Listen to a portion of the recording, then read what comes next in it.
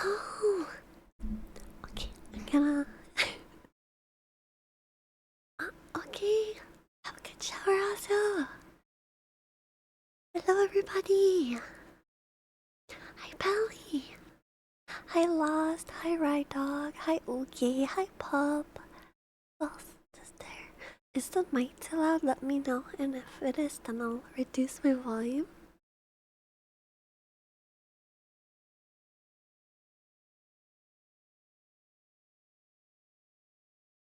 Oh. Hello, Galaxy. Hello, Nino. Who else is here?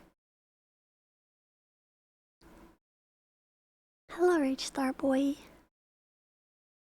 Wait, what? Kofi, what? Wait, what? Huh?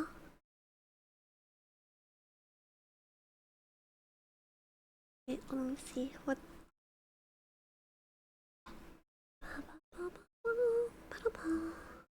Huh? ASMR. I'm gonna try to kind of talk. Wait, let me see. Got a new ASMR song. Let me know if this is too loud. Wait, what? Thank you for that, Pants. Thank you, thank you.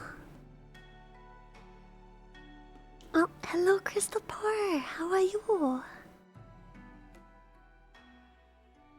Wait, let me see. Thank you for the follow. Hi, sensational. Lolo. Wait, Oogie, how come whenever you don't know, I always miss it? What the heck?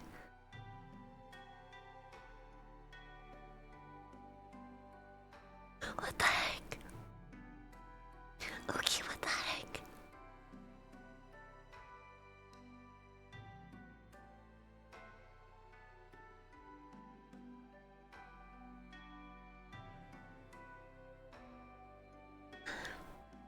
What? Thank you, Oogie.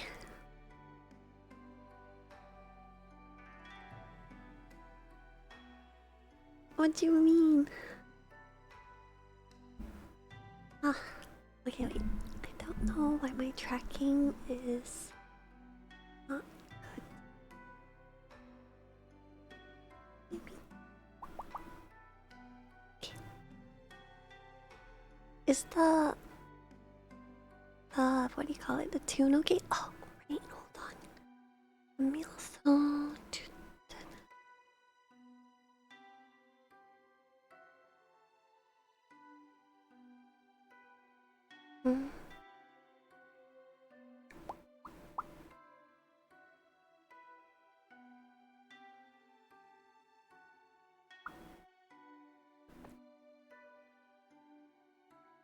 Oh, here it is. Okay.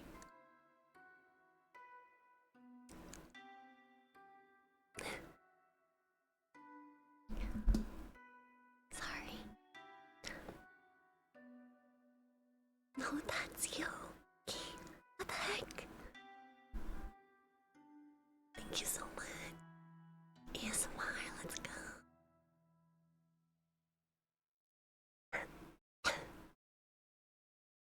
I called you a register. No.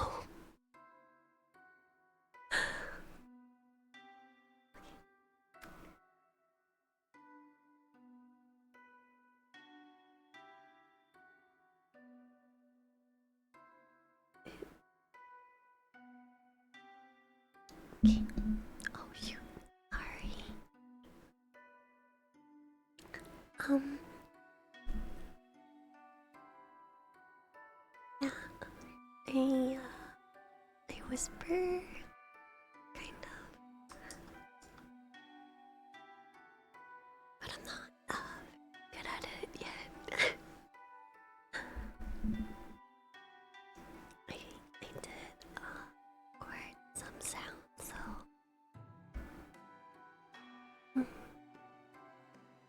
see, like this.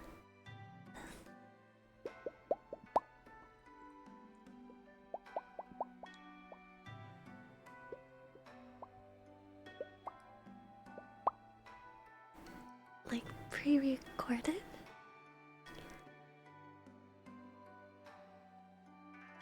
You guys are awesome. Kamare, Kura, and Bubbly are off for the redeems. Oh, yes, please. Oh, I thought I turned them back on. Oopsie.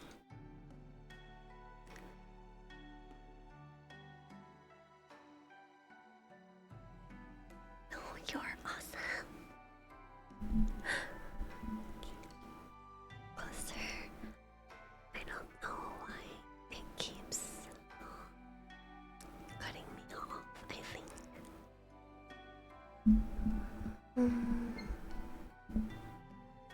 Come on. What? Because, wait.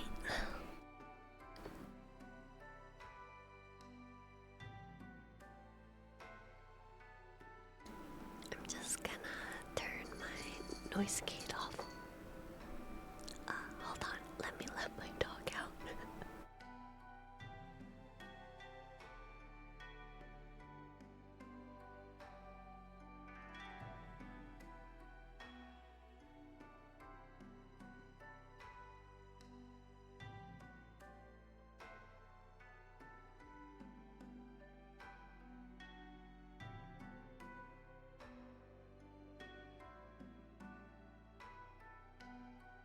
Gotcha. Thank you, Oogie. Okay. I turned off my noise gate, so let me know if the background noise, like my computer fans, are too much. And then, let's see.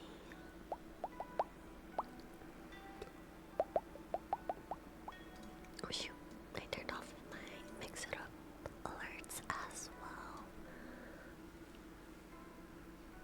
It's so hot.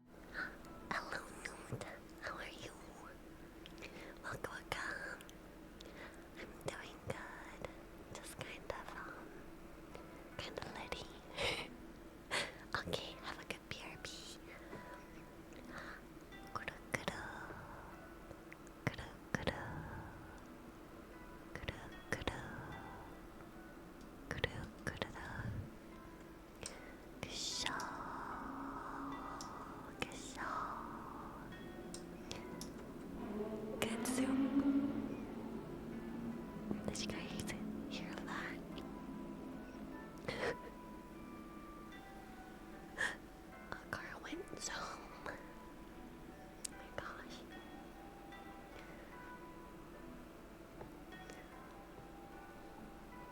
I don't know why my tracking is so boo-boo today.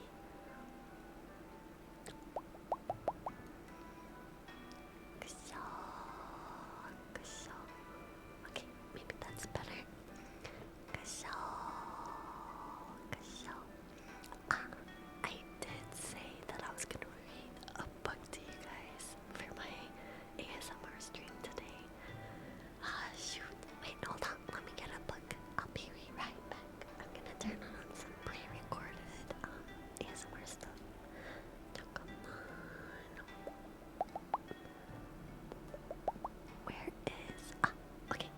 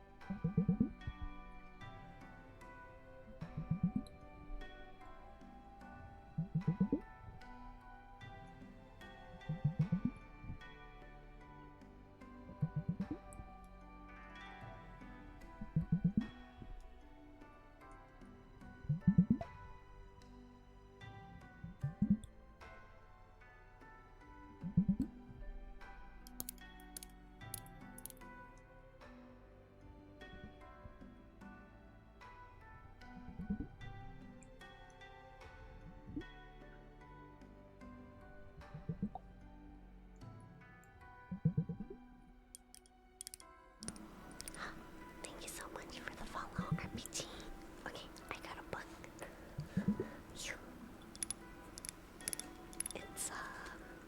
It's a light novel called Overlord. I think it's what the anime is based off of, but I will try to read. Let's see. Let me create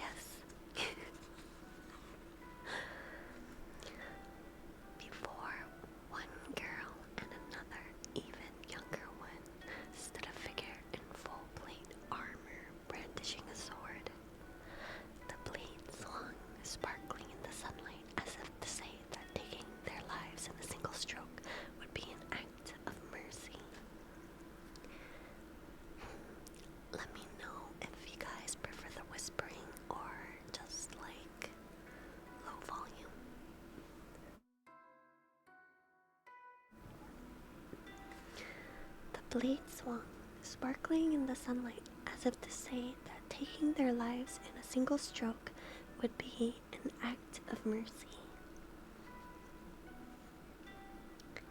Which one? Hey yo, happy early birthday, Navi.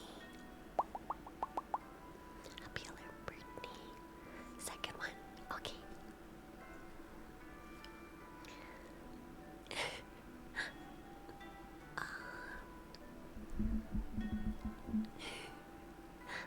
We could switch between them every couple pages.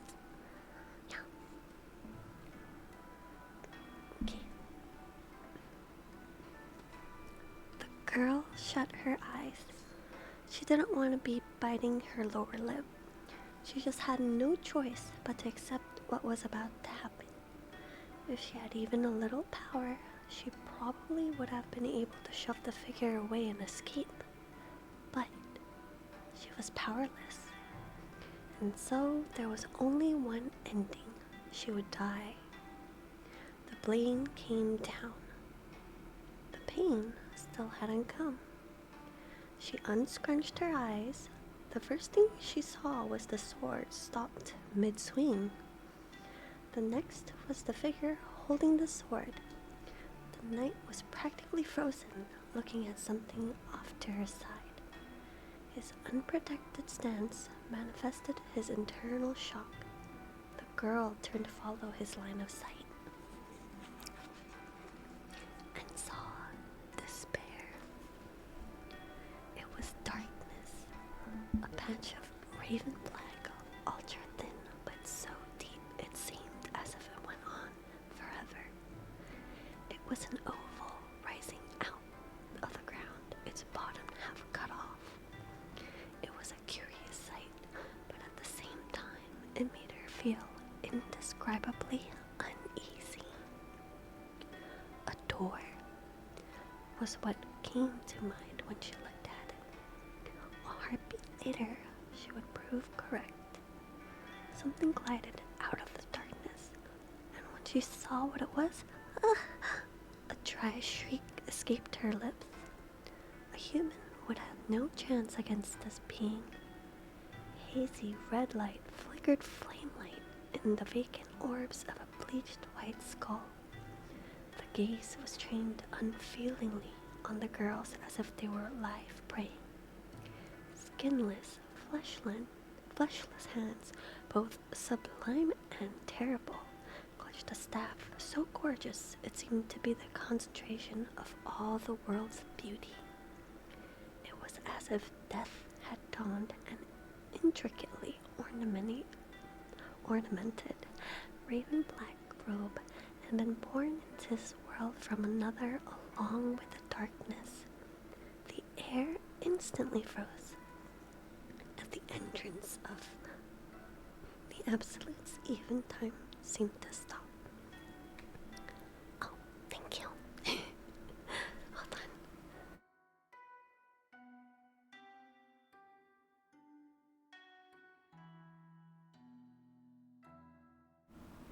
Drinking some water. Okay. Where did I stop? Yes. At the entrance of the Absolute, even time seemed to stop. As though her soul had been taken, the girl forgot to breathe. With no sense of time, inhaling was difficult, and she nauseously gulped for air. A messenger from beyond has come to lure us away, but that didn't seem right. The night behind them had frozen as well. She heard an exhalation that could not even been called a scream, but whether it had been her trembling little sister on the night with the sword before them, she didn't know.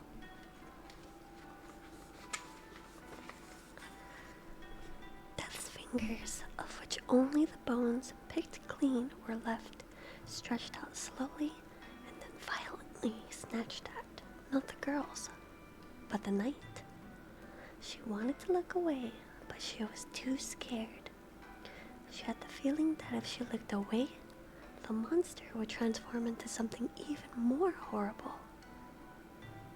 Grasp heart.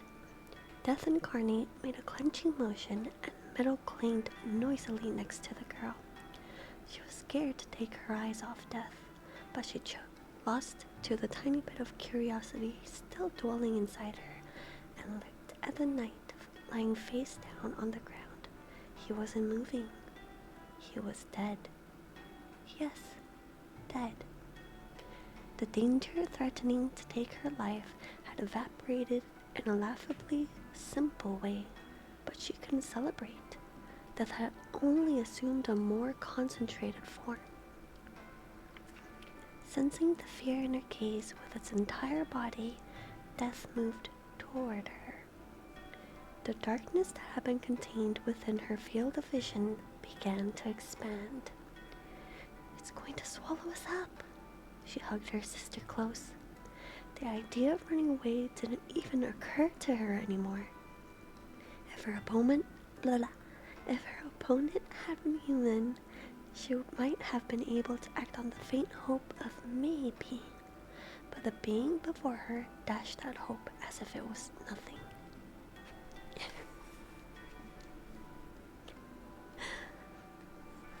Oh no, I lost my place. Hold on. Please, let it not hurt at least. That was the most she could hope for now.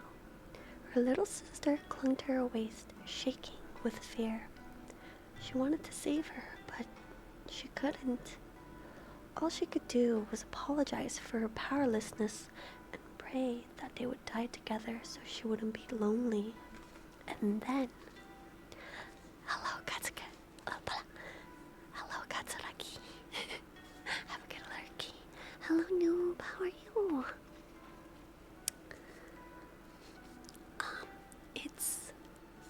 It's a light novel. But it's the light novel that's translated into English.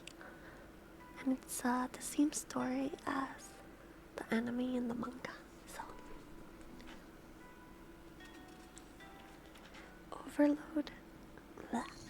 Overlord, the Undead King, the End and the Beginning. Chapter 1.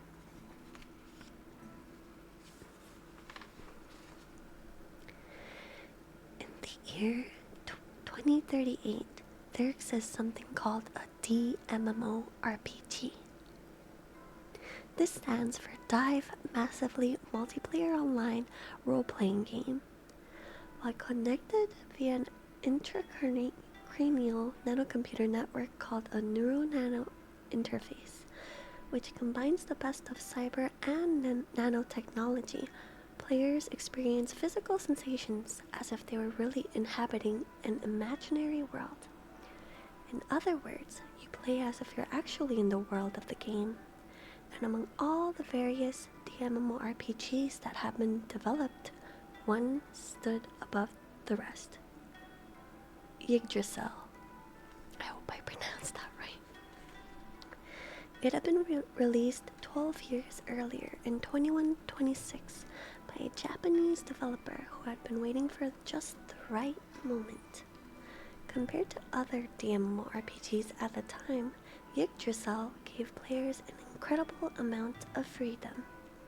For example, consider the class system a fundamental element of character customization.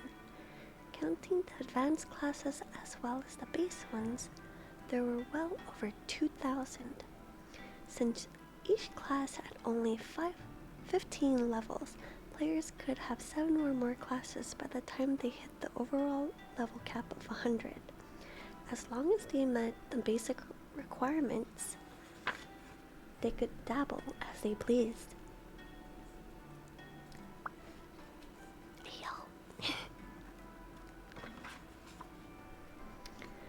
Though it would be inefficient, a player could acquire 100 classes at level 1 if they wanted to. In other words, the system was such that, unless they were deliberately created that way, no two characters would ever be the same. Then, By using the creator's toolkit sold separately, players could edit the appearance of their weapons and armor, as well as the advanced settings of their in-game residences. The environment awaiting players who ventured into this world was enormous.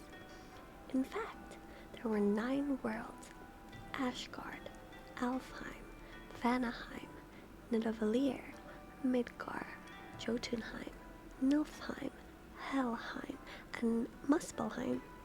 A vast world, a staggering number of classes, and graphics that could be tweaked to one's heart's content.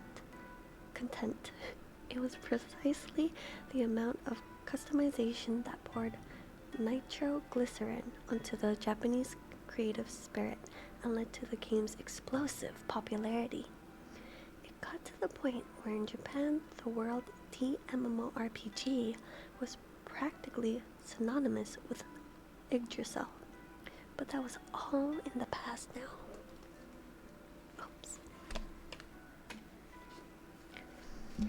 In the center of the room, a gigantic circular table shone with an obsidian gleam. Around it were 41 magnificent seats. Most of them, however, were empty. Once all the seats had been filled, but now only 2 figures remained. One wore an extravagant raven black academic robe with purple and gold trim. The collar was perhaps a bit over-embellished, but strangely it suited the wearer. The bare head of the figure in question had neither skin nor flesh, just bone. Reddish-black flames burned in his gaping eye sockets, and something like a black halo shone behind him. The other one wasn't human either, more of an amorphous black blob, almost like coal tar.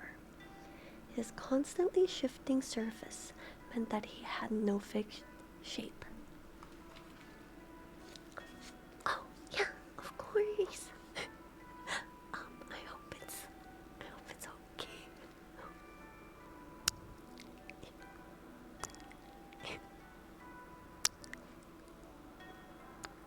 Hello, Naveen. Hi. How are you?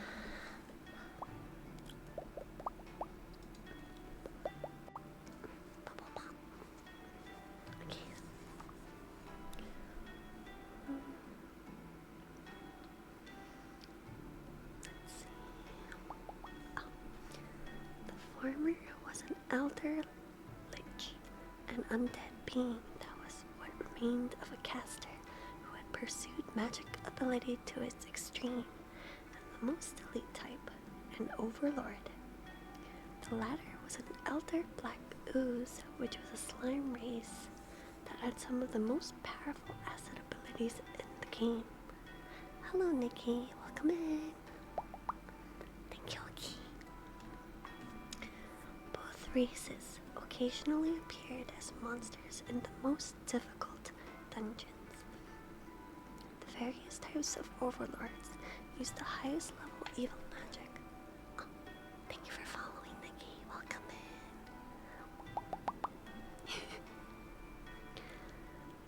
The various types of overlords used the highest level evil magic, while the elder black ooze had the ability to corrode weapons and armor, so both were famously hated.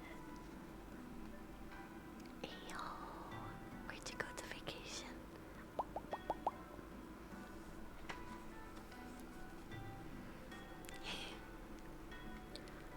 Both races occasionally appeared as monsters in the most difficult dungeons. Oh, I already read that. But these two weren't monsters, they were players. The race's players could choose from an Yggdrasil were split into three main categories. Basic humanoid races, which included humans, dwarves, elves, and so on. Subhuman races, who weren't pretty but performed better than humanoids, goblins, orcs, ogres, etc., and grotesques, who had monster powers and got more ability points than other races, but were penalized in other ways. Including all the elite races, there was a total of 700 at the user's disposal.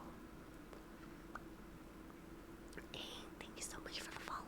Welcome in, President Banana Man. Naturally, overlords and elder black oozes, oh my god, were two of the elite grotesque races that players could become.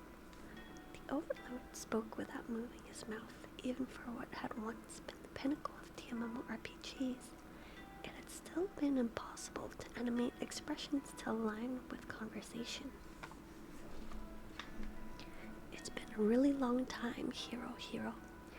Even though it's the last day, Yggdrasil servers are open. I didn't think you would actually come. For real. Long time no see, Momonga, another adult male voice answered, but compared to the first, it sounded pretty lifeless. It's been since you changed jobs IRL, so how long ago was that? 2 years? Yeah, about that. Jeez, it's been that long? Damn. My sense of time is messed up from working so much overtime. Sounds rough. Are you doing okay? My health?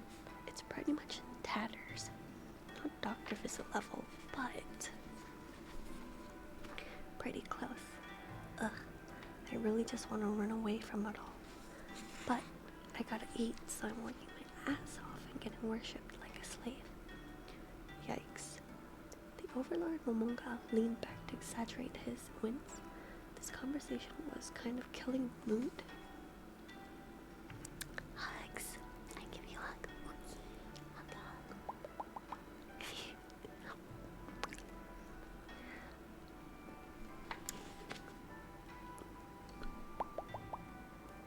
Don't know why. Let's see, maybe if I do this closer. Thank you for that, Pat's Lost. Thank you.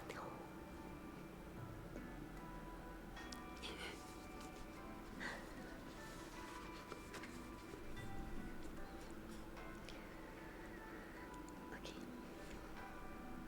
It's seriously awful. Momonga was already put off, but Hirohiro's follow-up sounded exactly as awful as he said things were. The gripes about their jobs in reality gathered steam. How their subordinates had no communication skills, how the spec documents were liable change from one day to the next, how their bosses would grill them if they didn't meet their quotas, how they could barely ever go home because there was too much work, their abnormal weight gain caused by the crazy hours they kept, the increasing number of pills they took. At some point, it was like a dam broke inside Hirohiro, and Momonga shifted to a listening role as the complaints flooded out. Talking about one's real life in a fantasy world. Oh, thank you for that, Pads. Thank you, Pally. Thank you, thank you. I'm doing good. Keep on. Welcome, welcome. How are you? Oopsies. Sorry.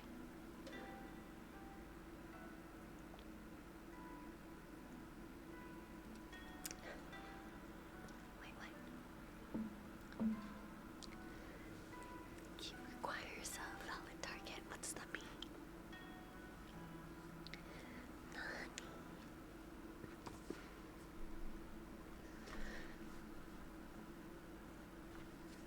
Welcome in. We give hugs. What the heck? Why does it keep saying that? Thank you for following. Welcome in, welcome in.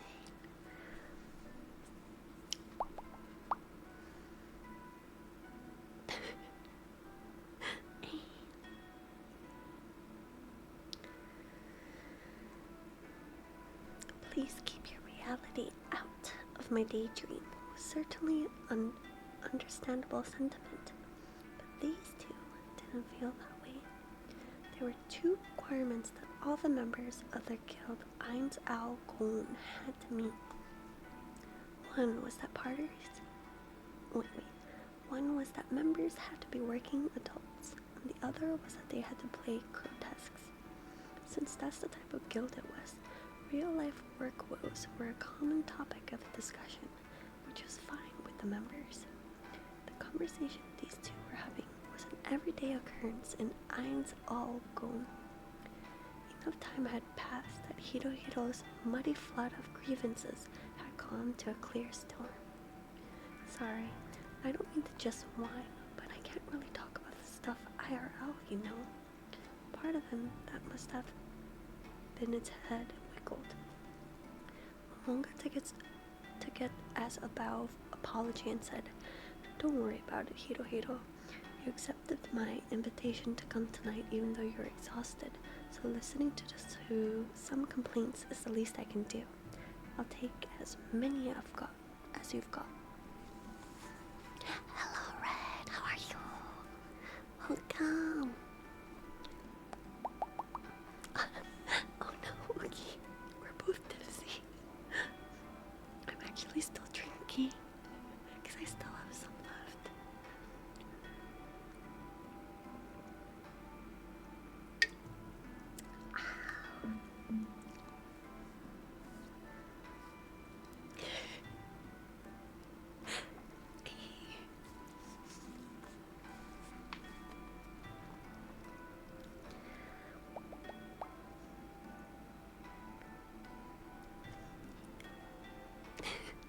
Oh no, heat rash. No.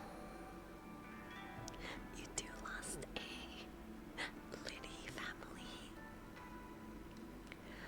Oh yeah. I've been getting a heat rash lately too. It's from the heat and the sweat. Hey yo.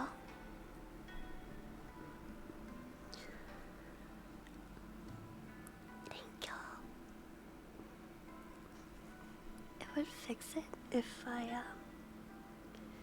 I wore shorts. I mean, if I wore long pants. But lately, it's been so hot that I wear shorts, and my skin just I guess it rubs against each other, and I get heat rash. Thank you.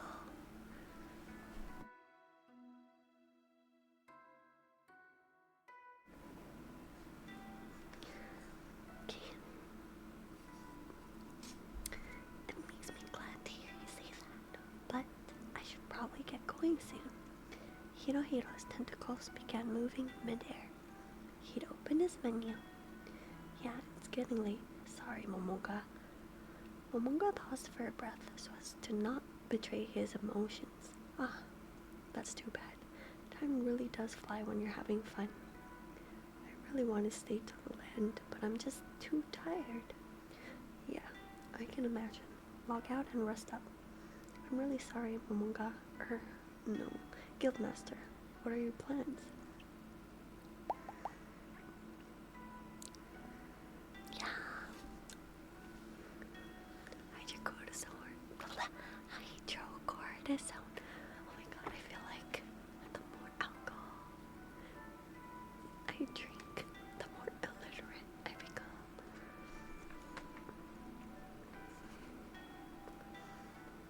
I think I'll hang around until the forced logout when the servers might shut down. There's still some time, so there's a chance someone else might show up. I see.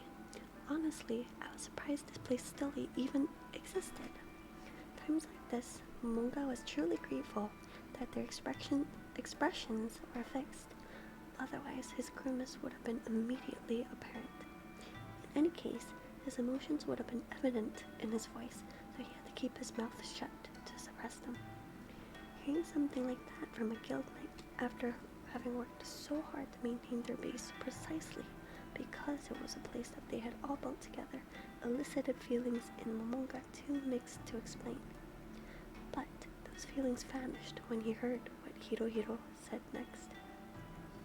As the guildmaster, you kept it going so we could come back anytime, didn't you? I really appreciate that. Well, we all built together, you know? Making sure members can come back anytime is the guildmaster's job. I think having you as our guildmaster was what made this game so fun for us. I hope to see you again in Yggdrasil too. I haven't heard any rumors about a sequel, but yeah, I hope so too. If it happens, let's definitely play together. Anyhow, I'm falling asleep here, so I'm gonna log off. I'm glad I got to see you at the end like this. It's been great playing with you. Momonga choked up for just a moment, then he managed his final goodbye. I'm glad I got to see you too. Nice playing with you. Ba-ding! A smiley emoticon appeared over Hirohiro's head. In Yggdrasil, expressions didn't change, so players used emoticons when they wanted to convey emotions. Good night, Ride Dog. Have a good night. Yeah, I'm reading Overlord.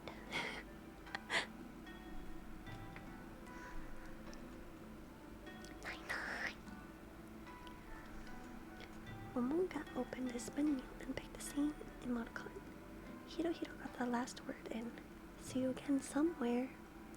With that, the last of the 3 other guild members who had made the farewell gathering disappeared. Ayo! You Liddy! Let me try to get Liddy too.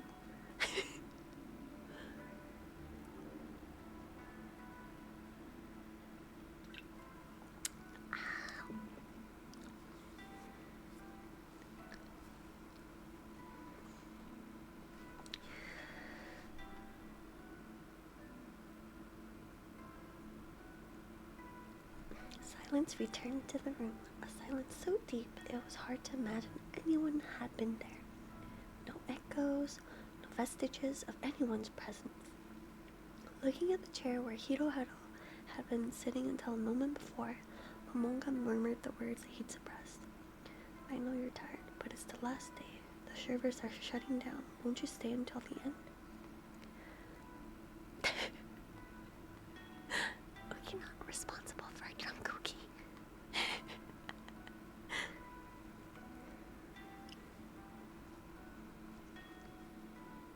Of course, there was no reply. Hirohiro was already back in the real world. Momonga heaved a sigh from the bottom of his heart. There was no way he could have said that. It had been evident from their short conversation and the tone of Hirohiro's voice how extremely tired he'd been. a guy that exhausted had read the email Monga had sent and come out for the last day. That was more than enough to be thankful for. Any further requests would have overstepped the bounds of nostalgia and just made Momonga into a nuisance. Momonga stared at Hirohiro's empty chair and then shifted his gaze. There were 39 other chairs, the places where his guildmates used to sit. He looked around at all of them before coming back to Hirohiro's seat. See you again somewhere? See you again sometime. See you later. He'd heard those words many times, but they almost never came true. Nobody ever returned to Yggdrasil. Where and when exactly are we going to meet, huh? Momonga's shoulders shuddered violently, and the true feelings that had been building up all this time suddenly gushed out. "Don't fuck with me!" he roared, pounding the table with both fists. The game system registered his motion as an attack and began computing countless parameters, such as his unarmed attack strength and the table's defense stats. The result appeared above the place where his hands had struck. 0. "This is the Great Dome of Nazarick. We built it together. How can you all abandon it so easily?" Out of the intense anger came loneliness. No. I know that's not right. I know it wasn't easy at all. They were just forced to choose between reality and a daydream. It's not something they could help. No one betrayed us at all. It was a hard decision for everybody. Momonga muttered to himself as he stood up. In the direction he faced, a staff hung on the wall. It was based on the god Hermes' staff, Caducus, and consisted of 7 intertwined snakes. Each writhing snake had a different colored jewel in its mouth. The grip was made of a transparent crystalline material that gave off a pale glow.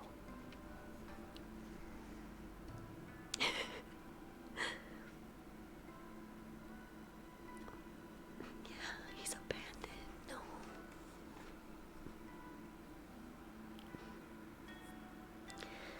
Anyone who saw it would know it was a top-tier item. It was a guild weapon. Oh, thank you for the stretch and posture check. Thank you. And the hydrate. Thank you, thank you.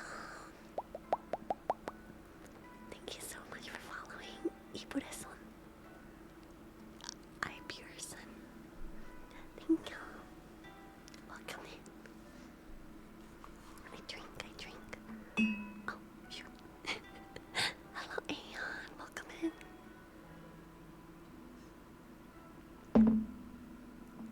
Oops, sorry. I hug you.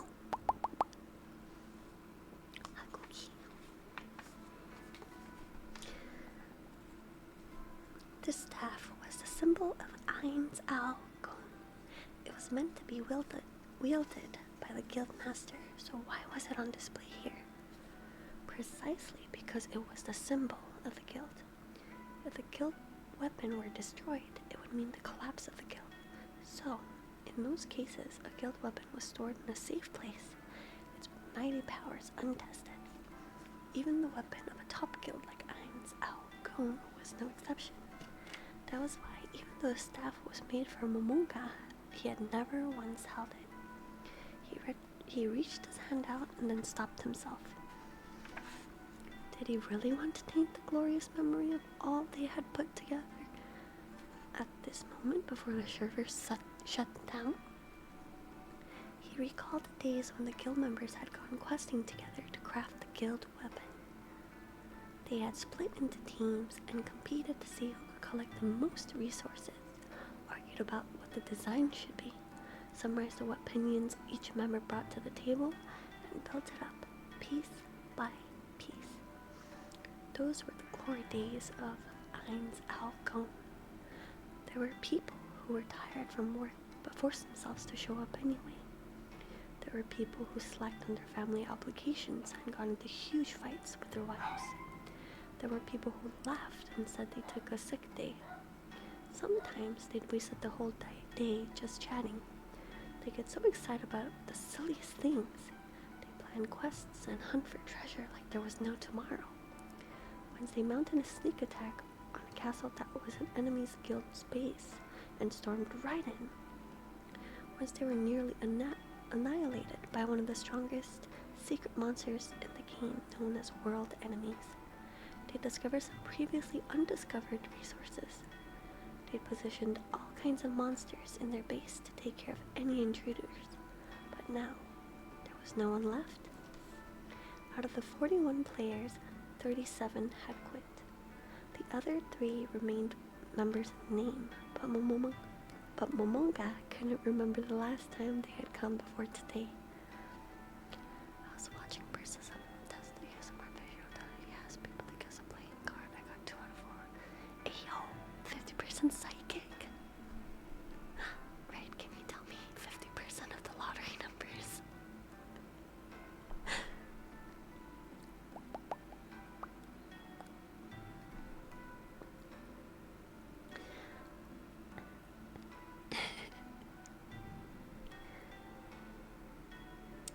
Momonga opened the menu to access official data and looked at the guild ranking.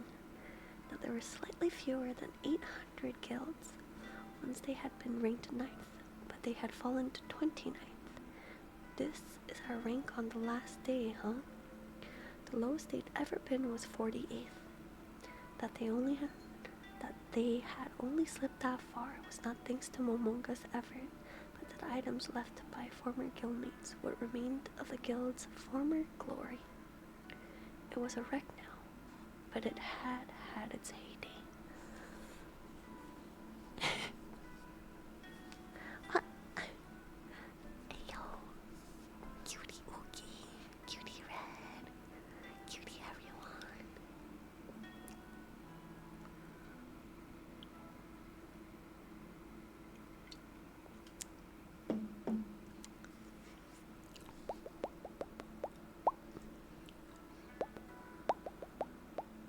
No, you.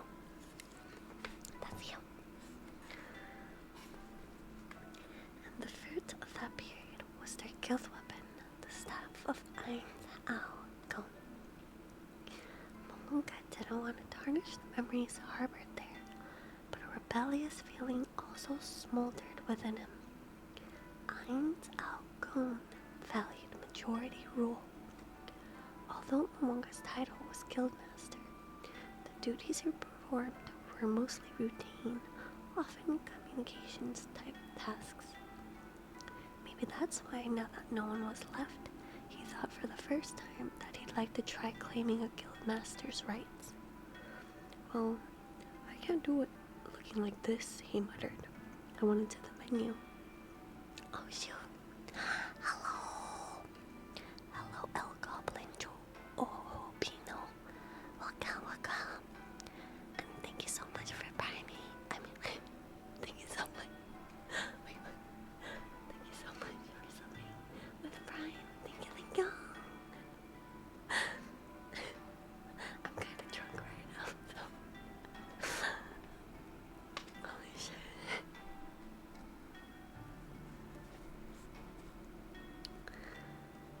Welcome in.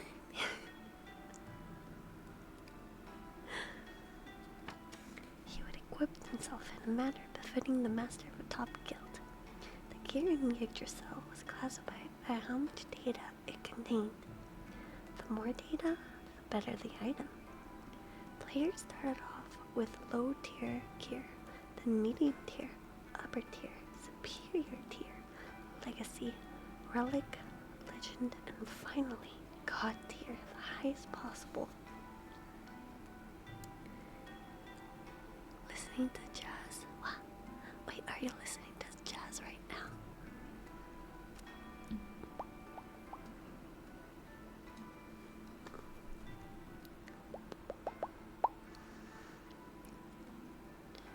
Nine rings, each with their own power, adorn Momonga's 10 finger bones. Oh, hey yo, jazz. I think I like listening to campfire jazz in the winter time. That's a rings, each with their own power, adorned Momonga's 10 finger bones.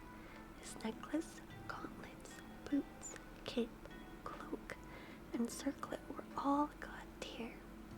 From a monetary point of view, each item was an astonishingly rare and valuable treasure. The splendid robe mentioned previously hung from his shoulders. A reddish-black aura shimmered up from beneath his feet, giving him an ominous, evil appearance. But he wasn't using a skill. The robe data had room, so he had just plugged in an ominous aura effect. It wasn't like anything would happen if someone touched it. Out of the corner of his eye, Momonga saw various numbers pop up to indicate his stat increases. Having fully equipped himself, he nodded to indicate his satisfaction. Now he looked like a guild master. Then he reached out and grasped the staff of Ain's Algon. The moment it was in his hands, it began radiating a shimmering, dark red aura. Anguished human faces would occasionally form, warp, and dissipate, seemingly so real one could almost hear their tortured cries. Hello, Notorious. Hello. Yes, it is. We're reading the Overlord, light novel, chapter 1, or book 1, The Undead King. Yeah.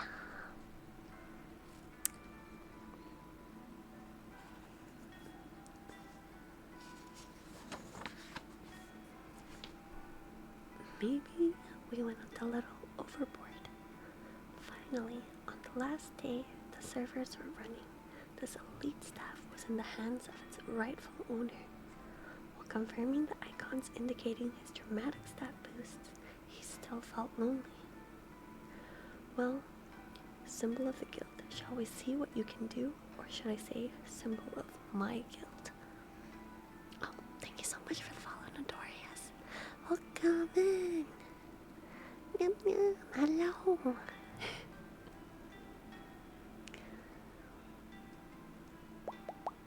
You don't have to join if you don't want to.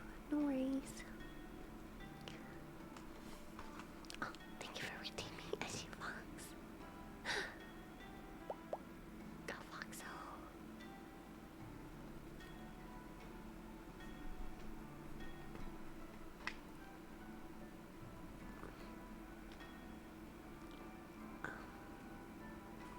When we left the room they called the round table. Unless they specified a different location, anyone with a guild member ring would appear there when they logged in.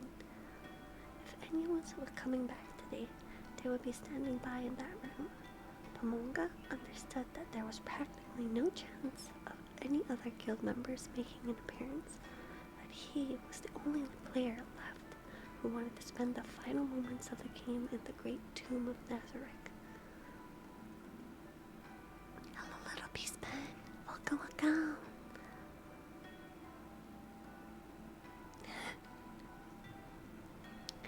Suppressing the surging waves of his emotions, Momonga walked silently through his palace. It was a majestic, ornate world reminiscent of the Neuschwanstein castle. Chandeliers hung at regular intervals, shining warm light from the high ceilings. The polished floor of the wide hallway reflected the light as marble would, gleaming as if it were full of stars. Upon opening any of the doors to the right or left, the grandeur of the furnishings inside would take one's breath away. If any non-member came here, they'd be amazed. Amazed that such luxury could exist in this legendary place, the notorious Great Tome of Nazareth, where the largest army in the game's history, an alliance of 8 guilds plus other affiliated guilds, mercenary players, mercenary non-players, characters, and so on for a total of 1,500 men, had once received on a punitive expedition only to be completely wiped out. The Great Tome of Nazareth was originally constructed with 6 levels, but after Ain's Algon conquered it, it was dramatically transformed. Oh, it's Overlord.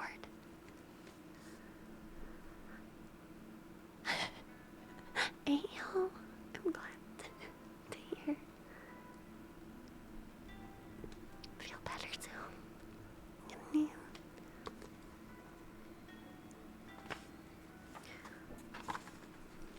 At present, there were 10 underground levels, each with its own distinct features. Levels 1 through 3 made up the grave. The fourth was an underground lake. 5 was a glacier. 6 was a jungle. 7 was lava. 8 was wilderness. 9 and 10 were a shrine. This was the headquarters of a guild that broke the top 10 back in an era when there were thousands. The Guild of Ainz Al Gon.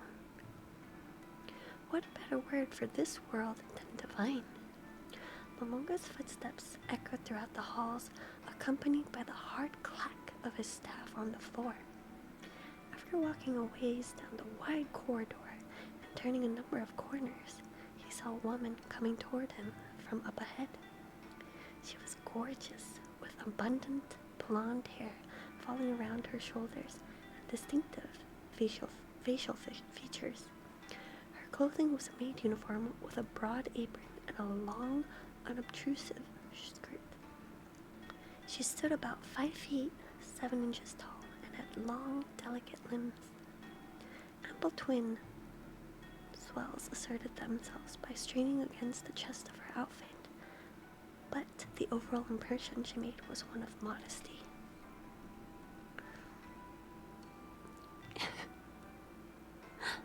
Ayo. Soy sauce, let's go. No. No. Okay.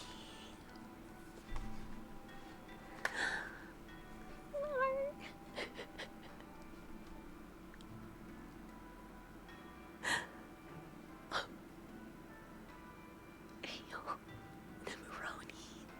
Ayo, Nimmeroni.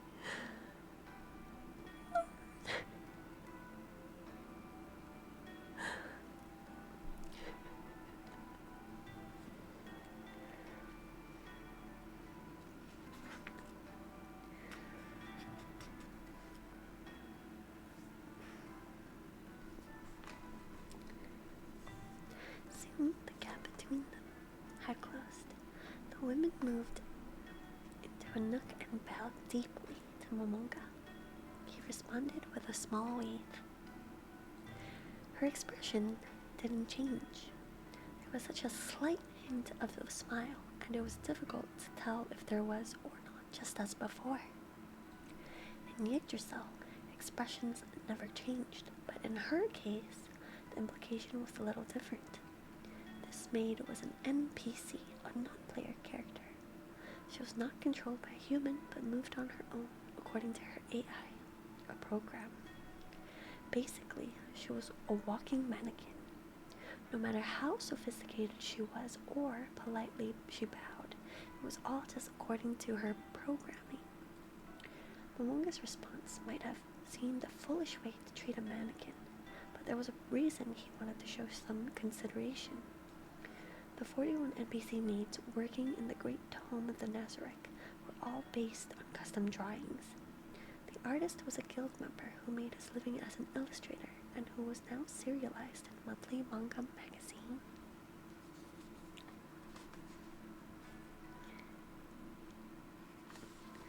It sounds like a fan fiction. It is a light novel.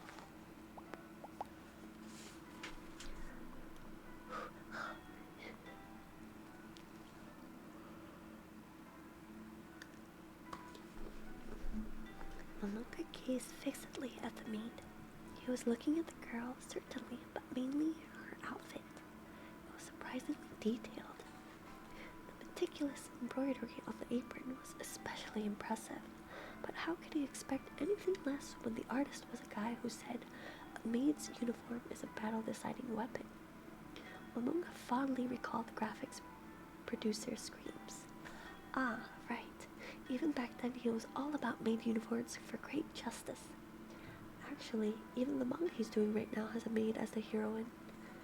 Are you making your assistants cry with all the detail work, White Lace? Hirohito had designed the AI program along with 5 other mates. In other words, this mate was another former guild member's collaboration, so it would be sad to simply ignore her. Just like the staff of Ain's Algon, this maid was a shining memory of the good old days. As Momonga reminisced, the maid who had straightened up cocked her head as if to say, "May I help you?" Oh, is this idle pose she would strike if you were near her for a certain amount of time? He searched his memory and was impressed by how detailed Hirohito's program was. He knew there must be another secret pose. He was taken by the urge to see them all, but unfortunately, time was running out. Ayo, thank you, Katsuragi.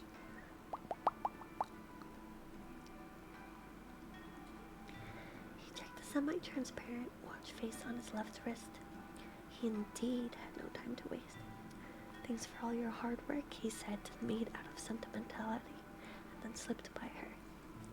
Of course, there was no reply, but he felt like it was the proper thing to do on this last day. Leaving the maid behind, Momonga continued walking. It was not long before a grand staircase with its primarily red carpeting came into view. At least 10 people could walk abreast down it, with their arms outstretched. Momonga slowly descended to the deepest level of the Great Tome of Nazareth, the 10th level. The stairs led to an open hall where he found several people. The first one he saw was an old man superbly dressed in a traditional butler uniform. His hair was completely white, as was his beard, but his back was as straight as the blade of a steel sword. Conspicuous wrinkles in his chiseled Caucasian features gave him an air of kindness, but his penetrating eyes were like those of a hawk, targeting its prey. Behind him, trailing him like his shadows, were 6 maids. These, however, were equipped completely differently from the one before. They all wore armor based on manga-style maid uniforms, featuring metal vambraces and greaves of silver, gold, black, and other colors, with white lace headpieces instead of helmets. They also each carried a different weapon. Basically, they were maid warriors.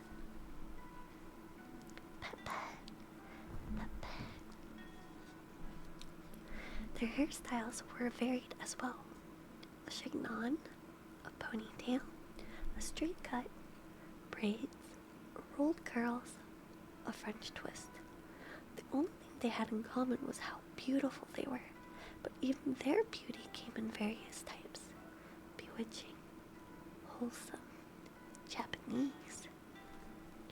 Naturally, they were also NPCs, but unlike the earlier one, who was made pretty much for kicks, these existed to intercept raiders. Everybody beautiful. In Yggdrasil, there were perks for guilds who possessed a base of castle size or larger. One was that there were NPCs who would protect said base. The Great Tome of Nazareth had undead mobs. They could be up to level 30, and it didn't cost the guild anything if they died. They just respawn after a set amount of time. The only thing was that the appearances and AI of these auto-spawning NPCs couldn't be edited, which made them too weak to repel other players. But then, there was another perk: the right to create the guild's own NPCs from scratch. Even a weak guild that occupied a base of at least castle size would get at least 700 levels to dole out to custom NPCs as they liked.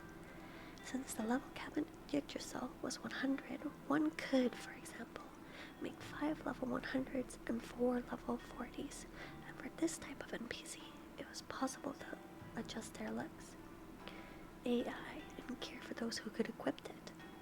With this system, guilds could station guards far stronger than the auto-spawning mobs at key locations. Of course, there was nothing forcing people to create NPCs with combat in mind. There was one guild, the Great Cat Kingdom, that neither NPC cats or other members of the Felidae family.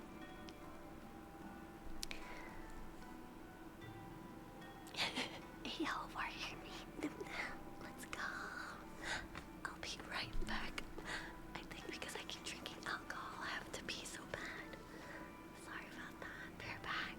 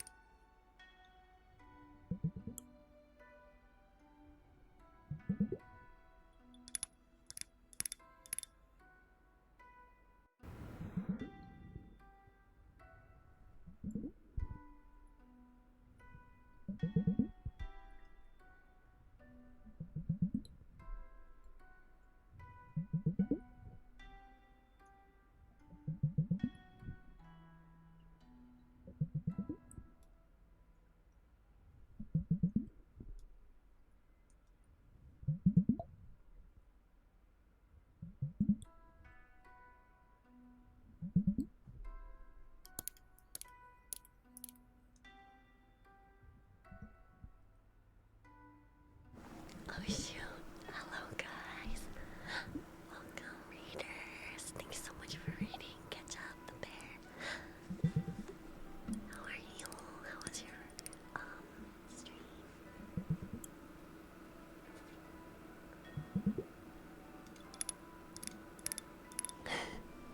Catch up raid. Thank you so much for following Asterisk. Welcome, welcome. And you as well, the only Voxel. Welcome in. Did you guys have fun? Sorry, I was at the restroom, so I was a little bit late. But thank you so much for reading and coming by. Stream while doing ASMR always makes me sleepy. I agree. I'm getting kind of sleepy too. Yeah, cozy, cozy. Let's go.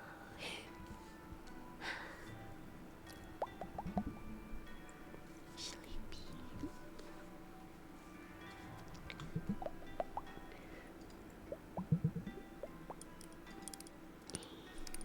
EP.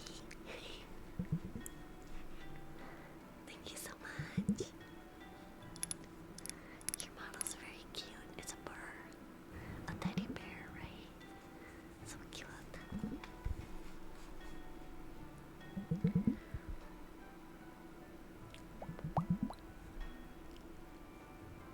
Oh, thank you, Lost.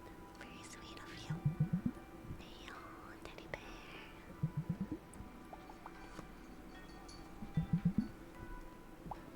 Okay. Luca brought a hand to his chin and looked at the butler bowing before him. He didn't come here often, since he normally used teleportation magic to go from room to room. That must have been why the sight of the butler and the maids here made him feel so nostalgic. He stretched his finger out for the menu and opened up the members only guild page. Wait, did I checking a box there instantly caused the names of all the NPCs in the room to appear over their heads. So that's what you're called. He cracked a smile. It was part pained wince for not remembering their names, but also part nostalgic grin as memories of the dispute over what the name should be surfaced from his fragmented recollection. Sebas, butler's background said he could perform all the duties of a house steward. The team of combat mates, known as the Pleiades, reported directly to him. Besides them, he was also in charge of the male servants and assistant butlers.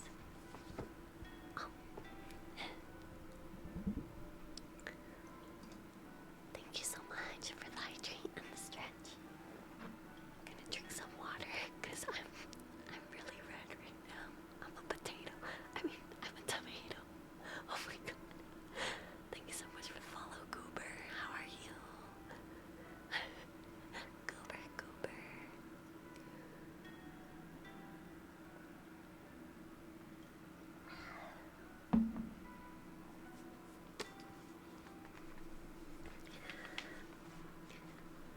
There was probably more detailed background info in the text log, but Momonga wasn't interested in reading anymore. He didn't have much time left, and there was somewhere he wanted to be sitting when the server shut down. Potato. Tomato key because I'm so red.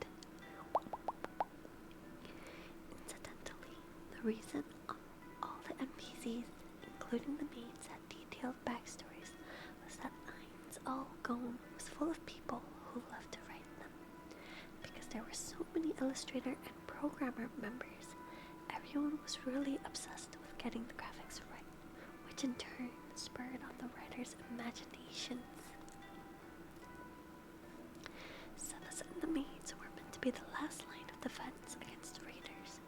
Not that anyone thought it was possible to repel players who had managed to penetrate this far, but at least NPC guards could buy some time. That said, no players had ever gotten to the 10th level, so all the guards had ever done was wait. They had never received orders from anyone, but just stood by wondering if or when an enemy would arrive. Momonga tightened his grip on the staff. It was stupid to feel sorry for NPCs. After all, they were just data. If it seemed like they had emotions, it just meant the human who designed the AI had done a good job. But a guildmaster should make his NPCs work. While teasing himself in his head for sounding so arrogant, he added, "Follow me." Sebas and the mates acknowledged the order with a bow. Momonga's guildmates didn't mean for these NPCs to leave this area, and Ain's Algone valued majority rule. It was unacceptable for one person to do what he wanted with things that everyone had made together. But it's the last day. Everyone would surely forgive me on the last day, he thought, as he continued on with multiple sets of footsteps sounding behind him. Presently, they arrived at a large, domed hall. Crystals in 4 colors on the ceiling gave off white light. There were 72 alcoves dug into the walls most of the time, which contained a statue. There were 67 in all, each in the form of a demon. This room was called Limigaton, after the famed grimoire, also known as the Lesser Key of Solomon. All of the statues, carved out of ultra-rare magical metals, were golems based on Solomon's 72 demons. The only reason there were 67 instead of 72 was that the person making them got bored partway through. The crystals on the ceiling were monsters. During an enemy raid, they could summon the major elementals, earth, wind, fire, and water, and simultaneously bombard the enemy with wide-range area effect magic attacks. If all of them were mobilized, it would be enough power to take 2 parties of level 100 players, 12 people, with ease. This room was the very last line of defense before entering the heart of the great dome of Nazarick. My puppy came back into the room. I hope she doesn't bark because it's gonna be so loud for you guys if she does.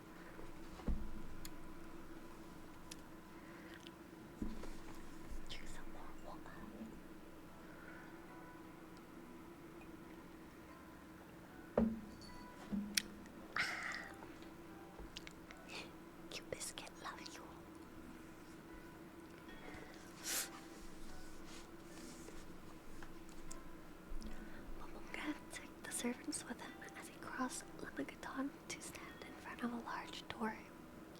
It was a huge, probably more than 16 feet tall, double door with extraordinarily detailed carvings. A goddess on the left and a demon on the right.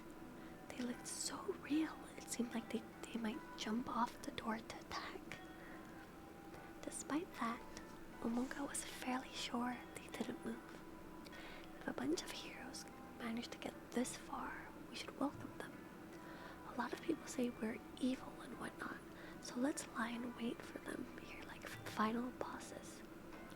The suggestion was adopted by majority rule. Obert Elaine Odell had been the most obsessed with the word evil out of anybody in the guild. That guy just never got through adolescence. No worries, catch up. Thank you so much for the raid, and I hope you get some good rest.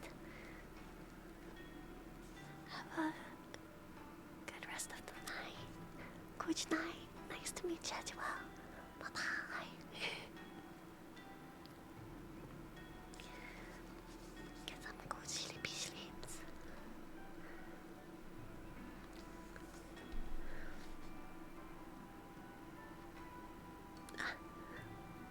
Thank you for that hat.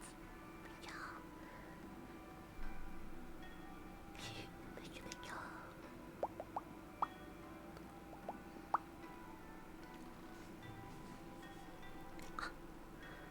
And the posture check. Thank y'all. I checked.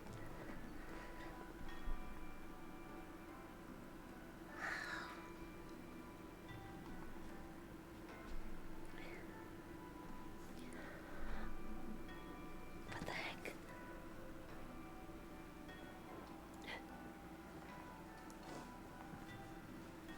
My sister gave me some pancakes just now, and there was some cream on my keyboard. How did she manage to do that? What? Pancakey.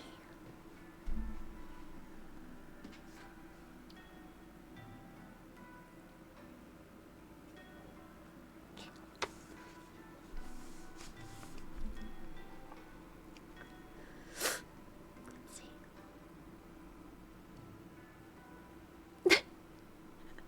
No, her cream was purple. I think it's a ube pancake. Ube pancake with ube cream. Yummy. Okay.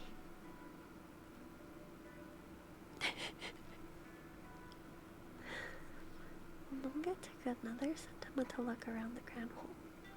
Okay, you're not gonna attack me, right? His anxiety was unwarranted. Even he didn't know how everything in this labyrinth worked. He wouldn't have been surprised if one of the retired members had left a twisted parting gift. And the guy who made this door was definitely the type to do something like that.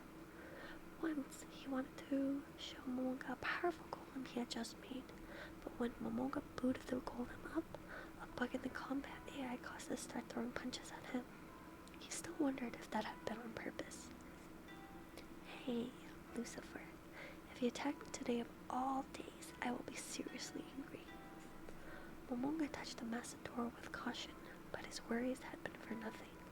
It opened automatically, but slowly, with appropriate gravity. The mood changed.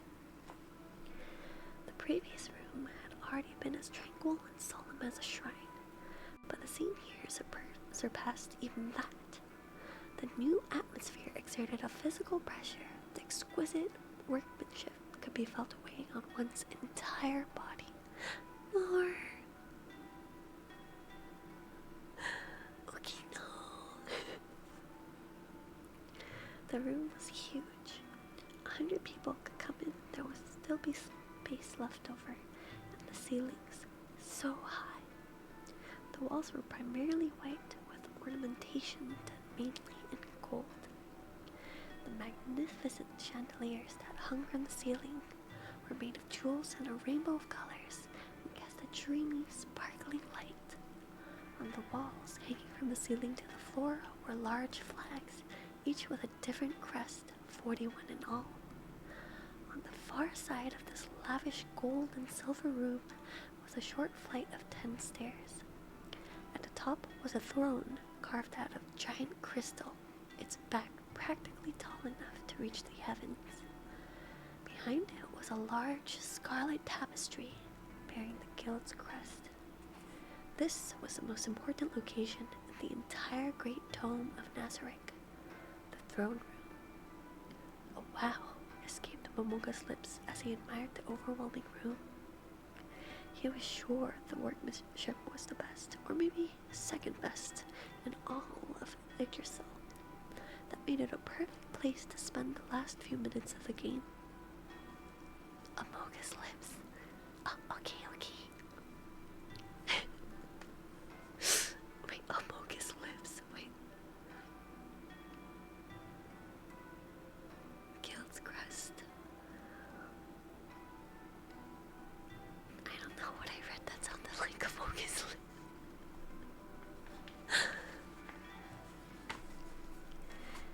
It was so large, the sound of his footsteps seemed to vanish into the room as he entered. He eyed the female NPC standing next to the throne. She was gorgeous, wearing a snow-white dress. Her faint smile was like that of a goddess. Her lustrous hair was a black, the exact opposite of her dress, and reached all the way down to her wrist. Oh, hello, thank you so much for following, Kazu. Welcome in. Yay, asterisk, time to sleepy sleep. Her golden irises and vertical slit pupils were odd, but they didn't detract one bit from her peerless feminine beauty. She did, however, have thick horns that curled forward out of her temples, like a ram's, but that wasn't all. Black angel wings sprouted out of her back near her hips. Perhaps because of the shadows caused by her horns, her goddess smile seemed like it might be a mask hiding something else. She wore a glittering golden necklace like a spider web covering her shoulders and chest. In her delicate silken gloved hands, she carried a strange wand-like object. It was about 18 inches long, its end tipped by a black orb that floated there with no supports. Momonga hadn't forgotten her name. How could he have?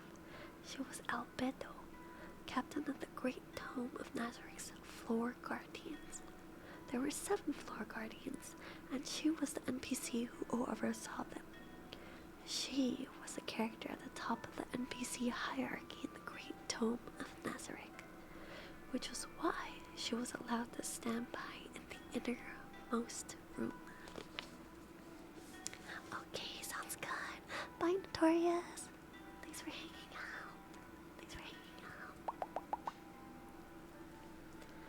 Welcome back, Cookie. Welcome back. Let me see if I do like this. Oops.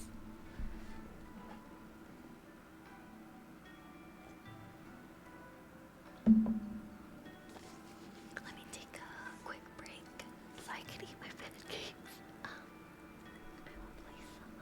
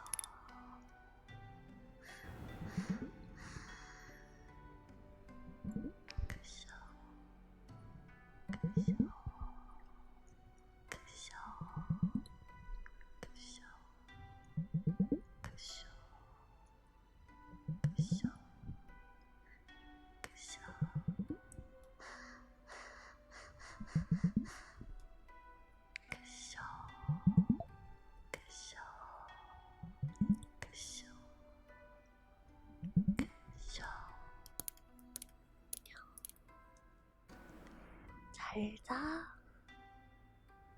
잘 자야지. 꼭 자야지. 눈 감고 꼭 자야지. 자자. 잘 자. 굿밤. 잘 자요.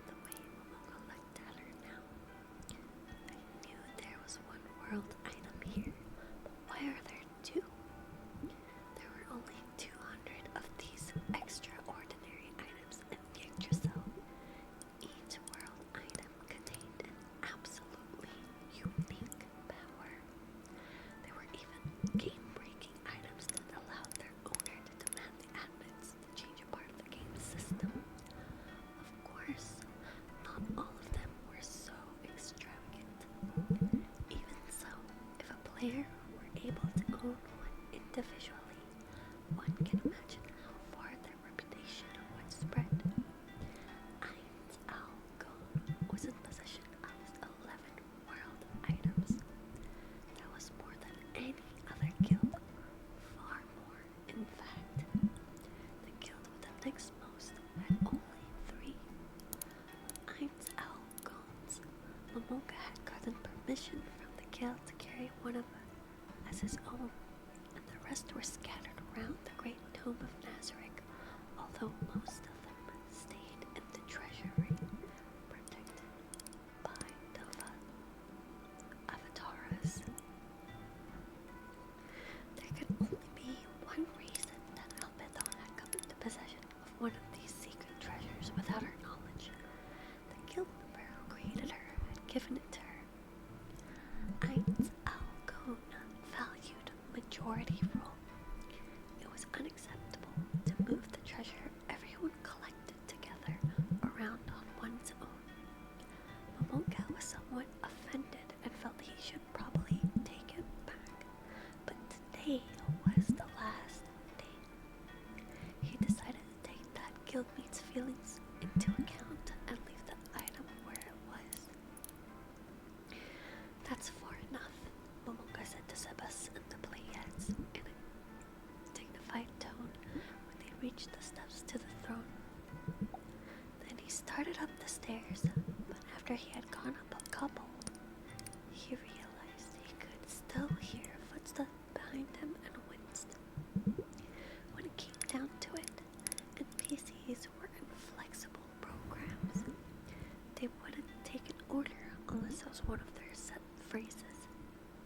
Momonga used NPCs so rarely that he had managed to forget that simple fact. Since the other guild members left, Momonga had been doing all he reasonably could do: go treasure hunting and raise the funds necessary to maintain the great tome of Nazarick. He never teamed up with any other players and stealthily avoided the kinds of difficult areas the guild had quested him back when the members were still around. Every day, he just threw money into the treasury like it was his job and logged out. He didn't have much occasion to meet NPCs. Stand by. The footsteps stopped when he gave the correct command. Then he climbed the stairs and stood before the throne. He scrutinized Albedo without reserve. He never really came to this room and couldn't remember ever taking a good look at her. I wonder what her backstory is. All he could remember was that she was the captain of the Floor Guardians, the most elite NPC in the great tome of Nazarick. With curiosity fluttering in his chest, he accessed the menu to look up her information. And there certainly was info. Writing flooded his field of vision. Her backstory was the length of an epic poem. If he were to take his time reading it, the service would shut down before he was done. If Momonga's expression could move, his face would have been screwed up in disbelief. He felt more or less like he'd stepped on a landmine. Sorry, Mommy-san. No worries, Neffy. Have a good night. Thank you for hanging out. Have a good night. Try to stay home.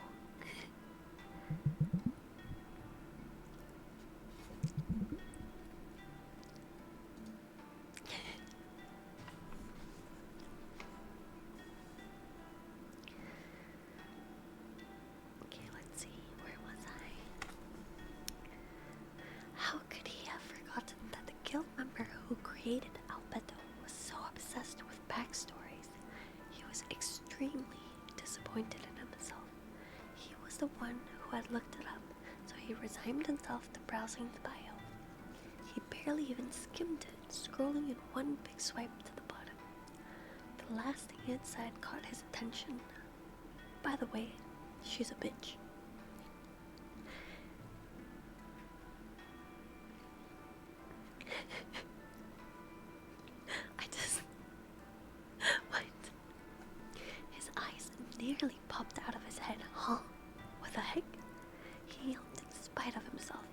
matter how many times he doubted his eyes and reread, the words didn't change. And no matter how hard he tried, he couldn't think of anything for them to mean besides the first thing that popped into his head. It's gotta be bitch. The insult. All 41 members of the guild had set up at least one NPC. He wondered if someone would really give the character to create that sort of background. If he took his time and read the whole thing, maybe there was some deeper meaning? But there were some people who came up with the craziest backstories, and the member who had created Albedo, Tabula Smaragdina, was one of those.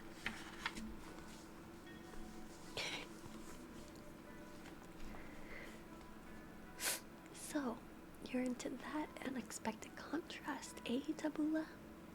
Still, isn't this going a bit too far? The NPCs the guild members made were like the legacy of the guild. Hello, Ginga. Welcome. How are you? Thank you so much for following. If the one on top of the hierarchy had this in her bio, it seemed pretty... Was it okay to mess with somebody's original NPC to personal feelings? Momonga thought for a moment and then gave his answer. I'm gonna change it. Now that he was carrying the guild weapon, he was guild master in both name and substance. He figured it would be okay to exercise the privileges he'd mostly ignored in the past. Using the fuzzy logic of if a guild member makes an error, it should be corrected, he broke through his hesitation. Momonga pointed his staff. Usually, one would need the creator's toolkit to edit bios, but he could access them with his guildmaster privileges. A couple menu inputs later, and the sentence about being a bitch was gone. I guess that'll do. Then he thought for a moment and looked at the space he'd opened up. Maybe I should put something in there. This is so stupid. Momonga winced at his own idea and input the characters via the menu keyboard. It was a short sentence. And she's in love with Momonga. Oh, how embarrassing. He put his hands over his face. He felt he might collapse due to sheer mortification, as if he'd made up his own ideal lover and written a romance about it. He fidgeted. He was so embarrassed he considered changing it again, but he decided it would be okay. It was the last day. This embarrassment would disappear in just a few more minutes. Plus, both sentences had the same amount of words. What perfection. Deleting it and leaving an empty space would be a bit of a waste. Momonga sat on the throne and distracted himself from his slight satisfaction, and thus multiplied shame. He looked out across the room and noticed Sebas and the maids standing stiffly at the bottom of the stairs. In this room, their rigid postures seemed somehow lacking. Oh right, I think there was this one command. Genuflect! Albedo, Sebas, and the 6 maids all dropped to one knee at once and bowed as if they were his subjects. Huggy, huggy. I give you huggy, okay? Hugs. I want to see if I could hug the mic. Oh shoot! And you guys could hear the heartbeat, cause I heard Azu do that before, and I was like, oh, that's so cool.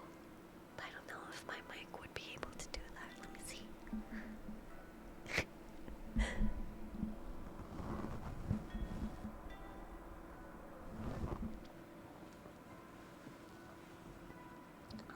Thank you for follow,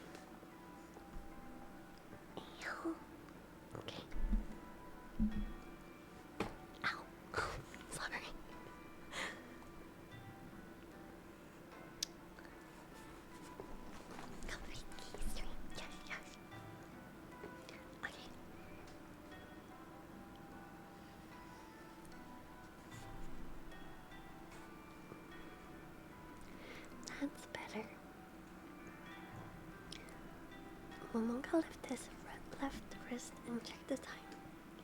23 o'clock, 55 minutes, 48 seconds. Made it just in time. By now, the game masters are probably making announcements non-stops. There are probably fireworks, but Momonga was cut off from all that, so he didn't really know. He leaned back in the throne and looked up at the ceiling. He had thought a party might show up to storm them on the last day, since this was the base of the guild that had crushed that punitive expedition. He'd been waiting. As guildmaster, he was ready to take on the challenge. He'd sent an email to all of his old guildmates, but only a handful replied. Thank you so much, Galaxy. You're so sweet.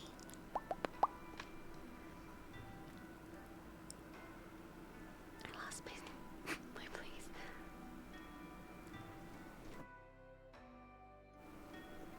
Let's see.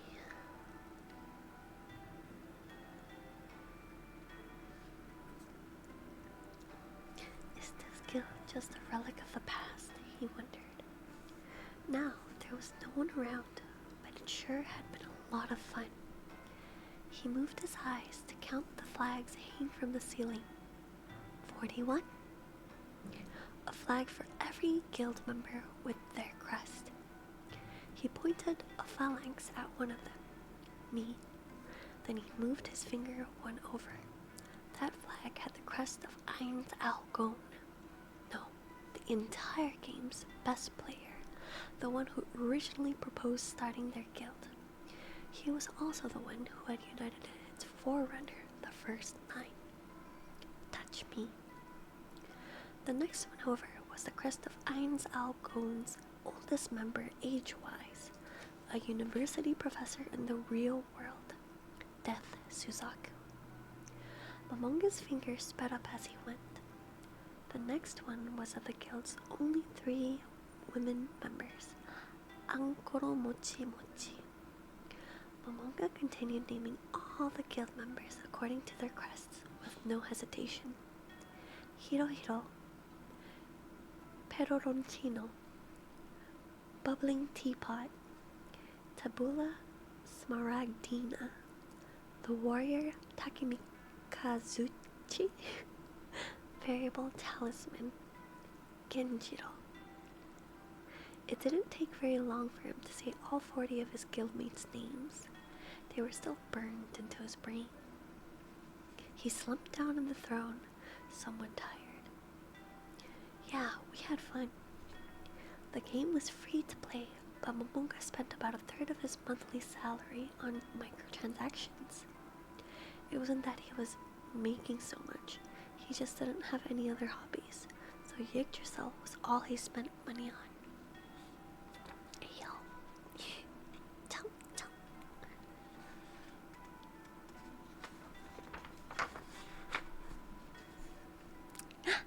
Nice, okay. 5 points, let's go. I'm gonna finish off the rest of my alcohol in one shot, so I'm sorry if I start being illiterate again.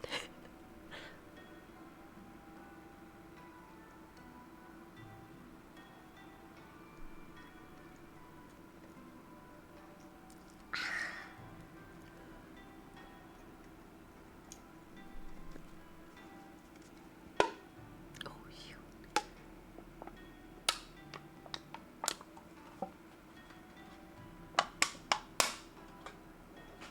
Sorry. Thank you, for the drink.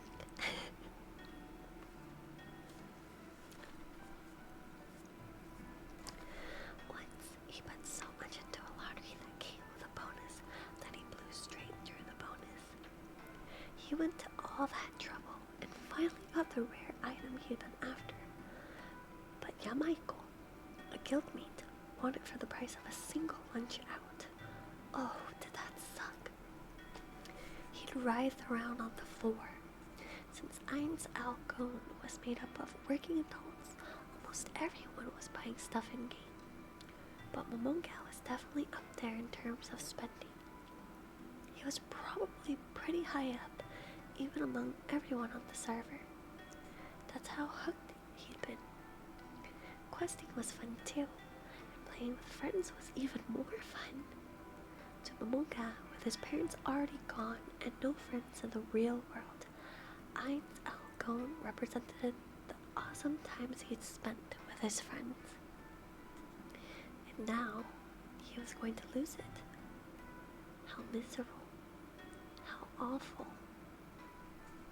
He tightened his grip on the staff. Momonga was a normal office worker.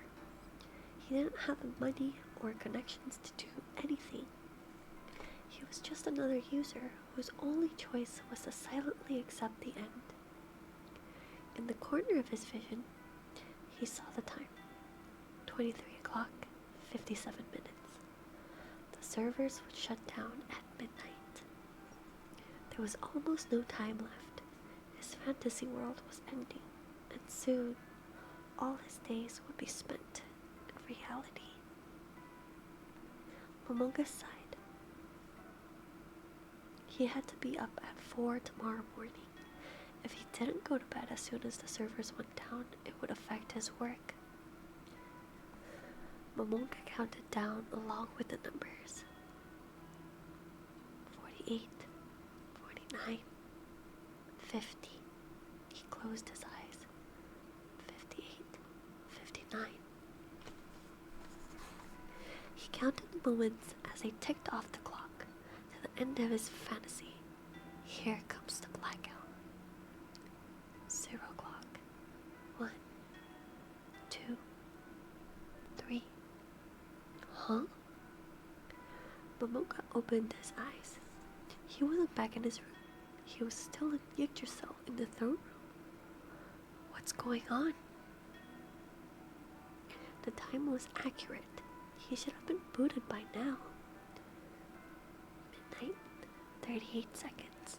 Hello, drink bread. Welcome, welcome.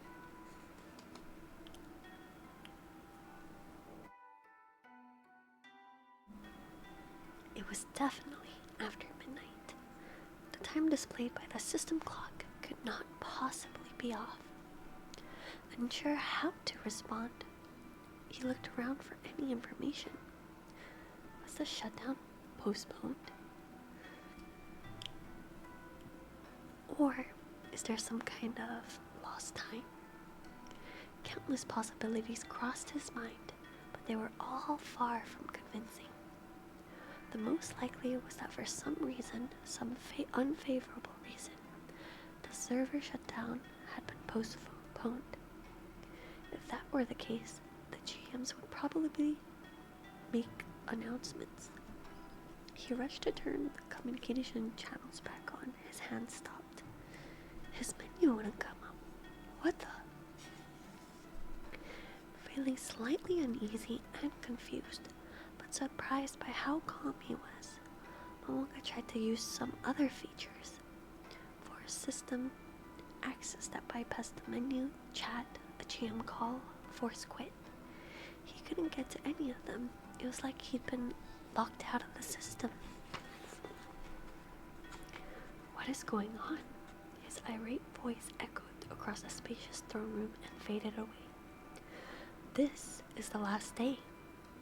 It's unthinkable that something like this could happen on the day that is supposed to be the end of it all. Are they teasing us? What came over him now was irritation at not being able to make a beautiful exit at the game's glorious end. It could be felt in each word he spoke and almost sounded like he was taking out his anger on someone. But there shouldn't have been any response. However, is something the matter, Lord Momonga? It was a woman's pretty face, and he was hearing it for the first time. Dumbfounded, Momonga looked to see where it had come from. When he saw who had spoken, he was absolutely shocked. It was an NPC who was looking up at him. Albedo. 3. Karn. It was a small village not far from the Tove woodlands at the southern edge of Azerlycia Mountains that form the border between the empire and the kingdom. The population was about 120. 25 households was not an uncommon size for a village on the frontiers of the Re-Estais kingdom. Karn mainly relied on agriculture and the bounty of the forest, and the only visitor apart from the apothecary who came in to acquire herbs was the tax collector. The phrase "like time had stopped" was an apt descriptor of the place. The day started early in the village. Villagers generally awoke at dawn. Unlike the larger cities, they didn't have magically maintained continual light, so they rose and slept with the sun. Henry Emmett's mornings began with fetching water from the well near her house. Fetching water was women's work. Her first chore was done when the large pot in her house was full. By that time, her mother would be finished preparing breakfast, and the 4 members of their family would sit down together to eat. Breakfast was barley and wheat oatmeal, sautéed vegetables, and on some day, dried fruits. After that, she would go out to work on the fields with her mother and father. Her younger sister, soon to be 10, would gather wood near where the forest started to help in the fields. The bell in the center of the town on the edge of the village square rang at noon. They would take another break from their work and eat lunch. Lunch was brown bread baked some days earlier and soup with bits of preserved meat in it. Then it was back to the fields. When the sky began to redden, they would return home and eat dinner. Dinner was the same brown bread as lunch and bean soup. If a hunter caught an animal, they would sometimes get a share of the meat. After the meal, they would chat as a family and mend clothes by what light remained in the kitchen. They usually slept around 6 p.m.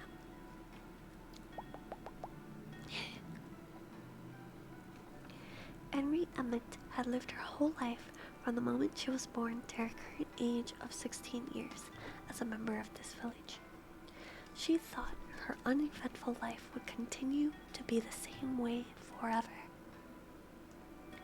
One day, Henry awoke as usual and went to fetch water. She hauled the bucket out of the well and filled her small pot. It took about 3 trips to fill the large one at home. Oof! She rolled up her sleeves. The parts of her skin that weren't tanned were glaringly white. Her arms were slender, but well-toned from working in the fields. She even had some muscle. Hello, Japa, welcome in. Thank you so much for following. How are you? The pot was quite heavy once it was full of water, but she picked it up like usual. If I had a pot one size bigger, maybe I could reduce my number of trips. Oh, but I probably wouldn't be able to carry it. I'm doing good as well. That's good to hear. Just reading a book. Henry was about to head home when she thought she heard something and looked in the direction it came from. Something set their air rolling and her heart frothing. Off in the distance, she heard the sound of something wooden being crushed, and then a scream. It was like the cry of a bird having its neck wrung, and yet altogether different. Something cold raced down Henry's spine. No way. It's just my imagination. I misheard. Words to drown out her anxiety bubbled up, popped, and disappeared. Panicking, she started to run. The scream had come from the direction of her house. She abandoned her pot. It's too heavy to run with. Her feet got tangled in her long skirt and she nearly tripped, but luckily she managed to keep her balance and run on. More voices. Henry's heart was pounding. Human screams, no doubt about it. Run, run, remember ever having run this fast. She felt like she was going to trip over her own feet. Oh, thank you so much for the stretch. Thank you for the follow, Didi Tama. Welcome in. Hello, hello. Thank you for that. That's okay. Labo, labo. Nice stretch.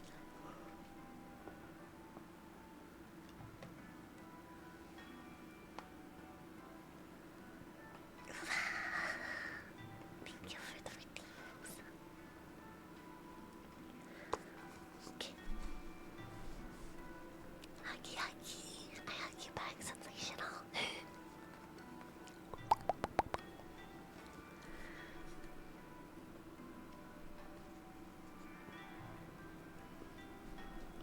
Horses whinnying, people screaming, shouts. It was all getting louder. So quite a ways away, Henry saw an armored figure swinging a sword at a villager. The villager screamed and crumpled to the ground.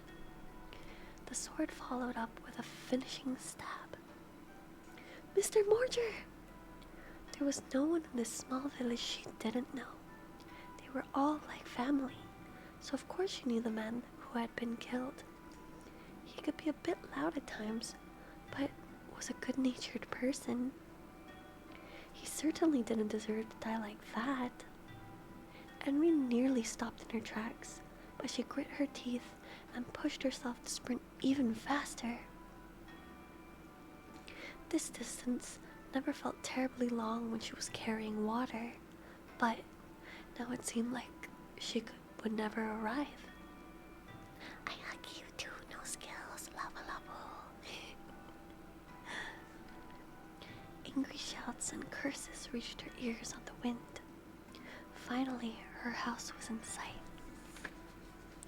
Mom! Dad! Nemu! She called out to her family as she opened the door.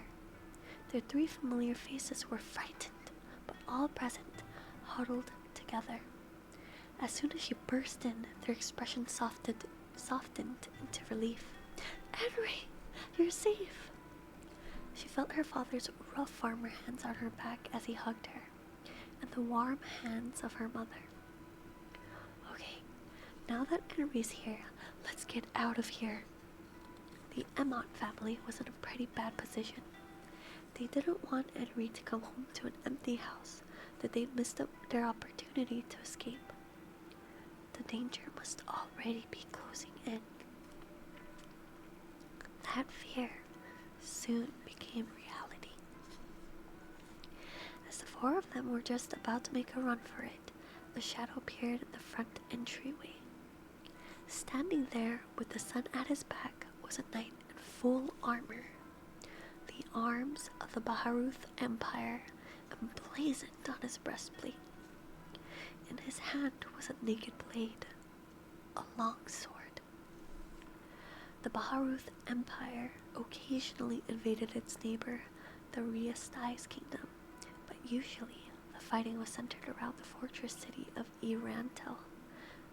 The enemy had never made it as far as Karn, but now the village's peace had been shattered. From the icy stare coming through the gap in the closed helmet, Henry could sense that they were being counted. She hated the feelings of his eyes moving over them.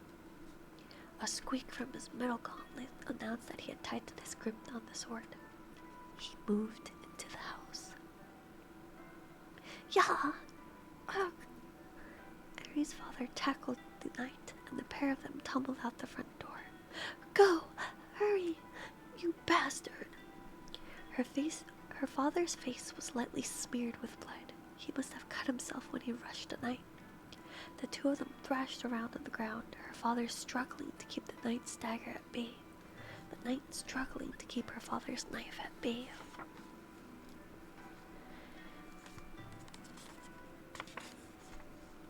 Seeing a family member's blood right before her eyes made Henry's mind go completely blank.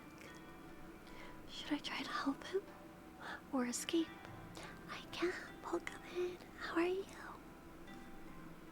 How you doing? Good evening. Welcome back.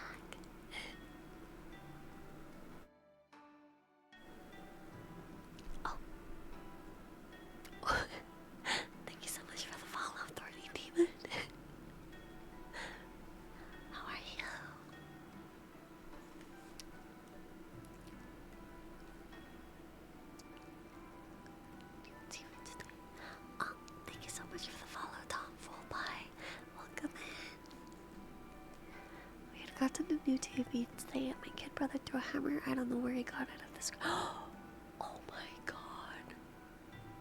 Holy shit. I'm so sorry, Drink Bread. That's so sad. No, it's not even a week old. Oh my gosh. I'm so sorry. Hi, Tom. It's going good so far. We're just reading a book. Yeah.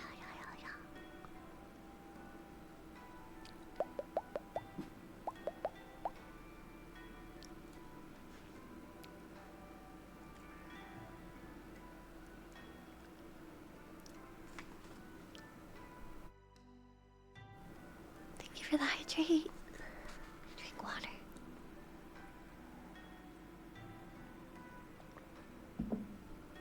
What? Wait. We saw TikTok. What? Oh no. Wait, what did he think would happen if he threw the hammer to the TV? At the TV?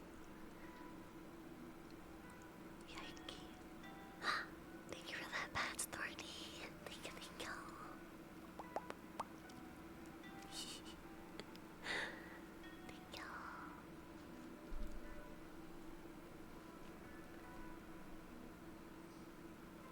The whinnies and screams of horses, angry voices, the clanging of metal, and the smell of something burning.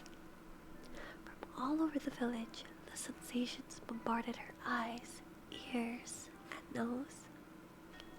Thank you for that advanced new skills. Thank you. Thank you. Thank you.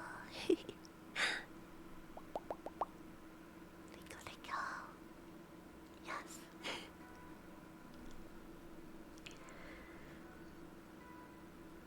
Where's that coming from? She was frantic to know even as she ran. In open areas, she moved in half-crouch, trying to stay in the shadows of the houses. Thank you so much, Queen Tease. Welcome in. How are you?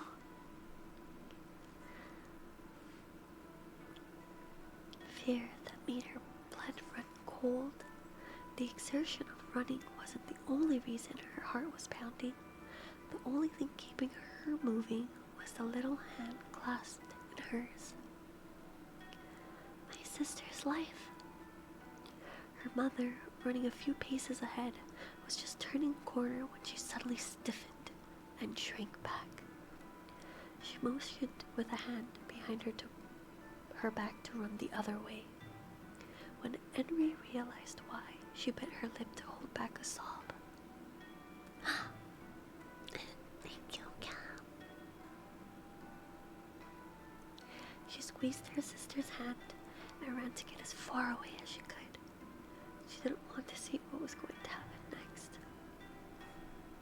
Chapter 4. Is something wrong, Lord Momonga? Alberto repeated her question. Momonga wasn't sure how to answer. The series of mysterious events had short-circuited his brain. Please, excuse me. Momonga gazed at her absent-mindedly as she got up and came up close to him. Is something the matter? She leaned in with her beautiful face. Ayo. Hiya, Healing Memories. Welcome in. How are you?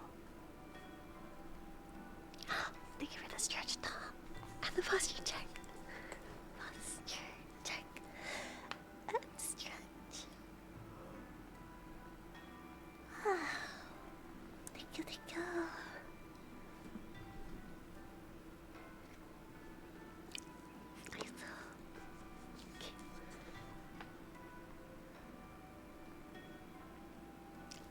Thank you for the hydrate. Yeah, sleepy fox.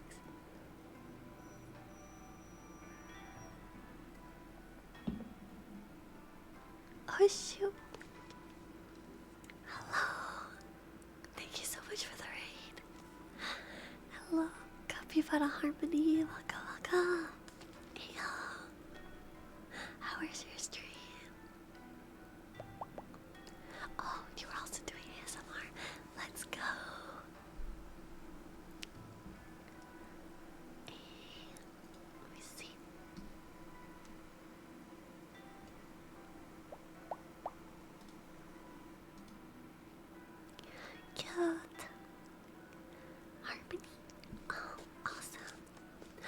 hello. Thank you for the follow, Carrie-san.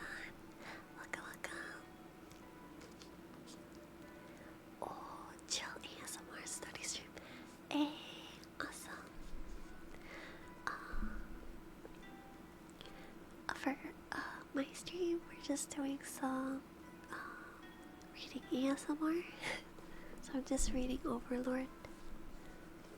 But yeah, good job with streaming today.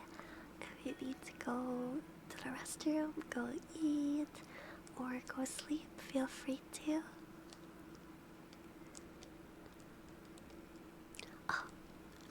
We are reading Overlord. Do you know the anime? Yeah, it's a light novel.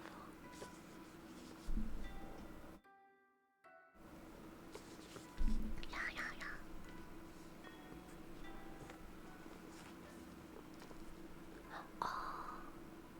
Oh, book 9. Ayo.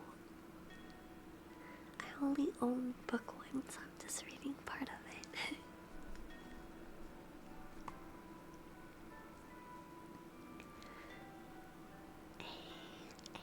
I'm glad you guys like it. Chapter 4. Is something wrong, Lord Momonga? Albedo repeated her question. Momonga wasn't sure how to answer. The series of mysterious events had short-circuited his brain. Please, excuse me. Momonga gazed at her absent-mindedly as she got up and came up close to him. Is something the matter? She leaned in with her beautiful face. A faint but wonderful scent tickled Momonga's nostrils. Perhaps, kick-started by the fragrance, his thoughts began to return to him. No, I'm all right. It's nothing. He lacked the particular naivete required to speak too terribly politely toward a mannequin. But as soon as she had spoken to him, he felt compelled to answer. There was something undeniably human about the way she spoke and moved. The situation he and Alberto were in was way off, but he couldn't quite put his finger on why. Oh yeah, no problem. Thank you so much for the raid. Yeah, lots of the little details. Oh my god, no skills. Thank you so much for the biddies. Love you. My Sunday has been great. Thank you guys. I love you guys so much. Okay.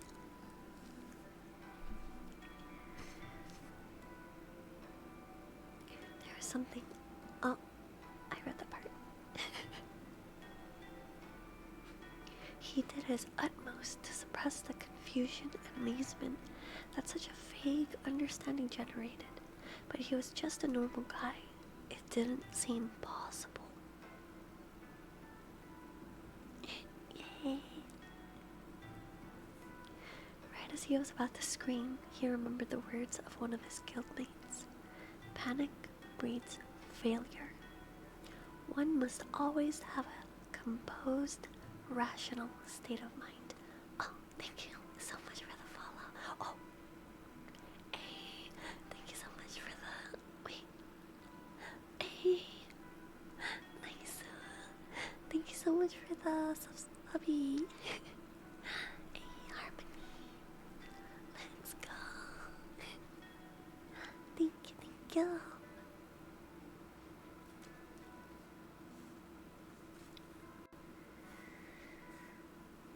Calm your heart and broaden your outlook.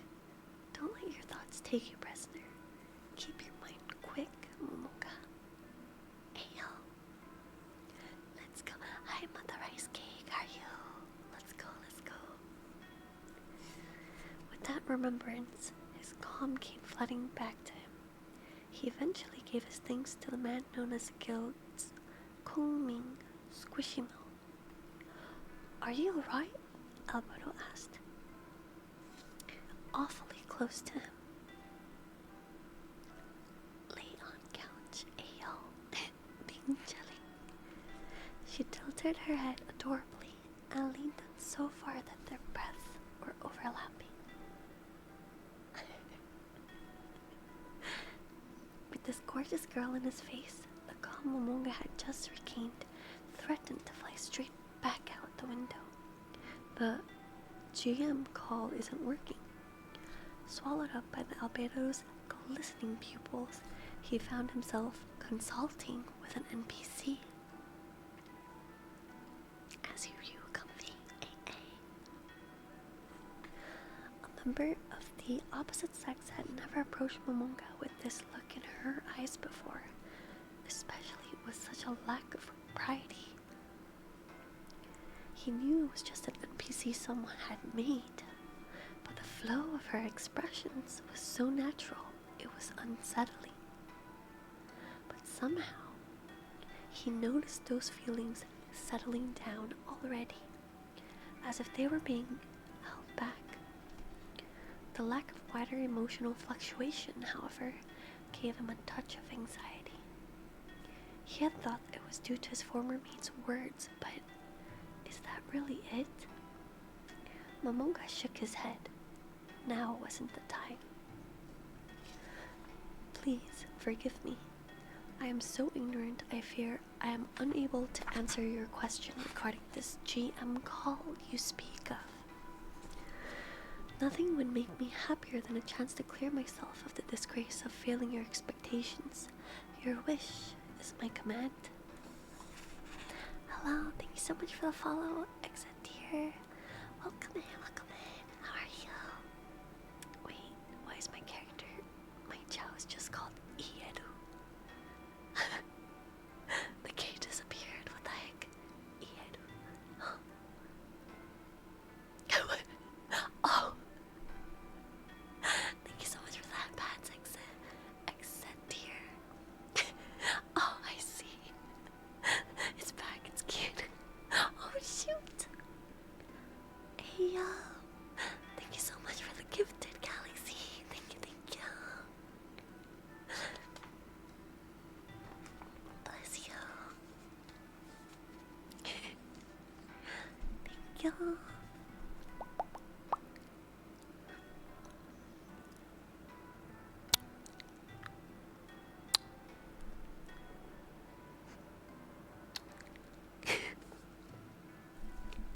Have a good night, Navi. I'm still pretty new to ASMR. I'm mostly a variety streamer, but I do ASMR on the weekends. Yeah, usually on Sundays. Yeah.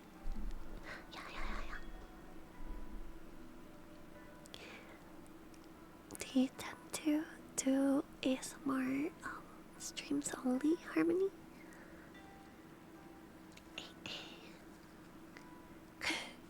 I'm glad you guys like it, thank you.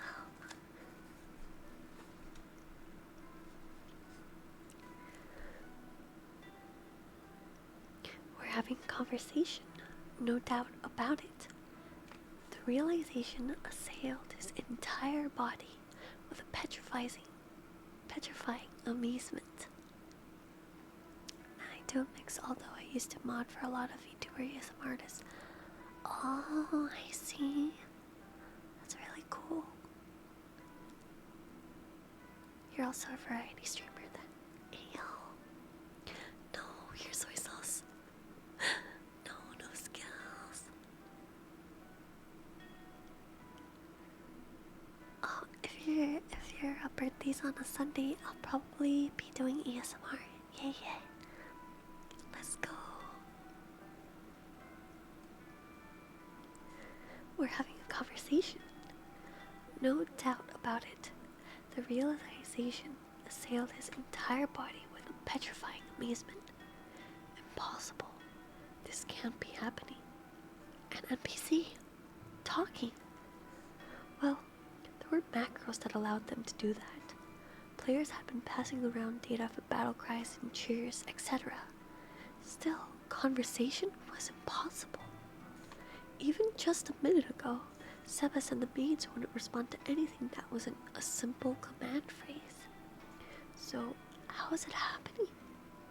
Is Albedo just special? Hey yo, let's go, Galaxy. Hecking Sodium, let's go. Oh,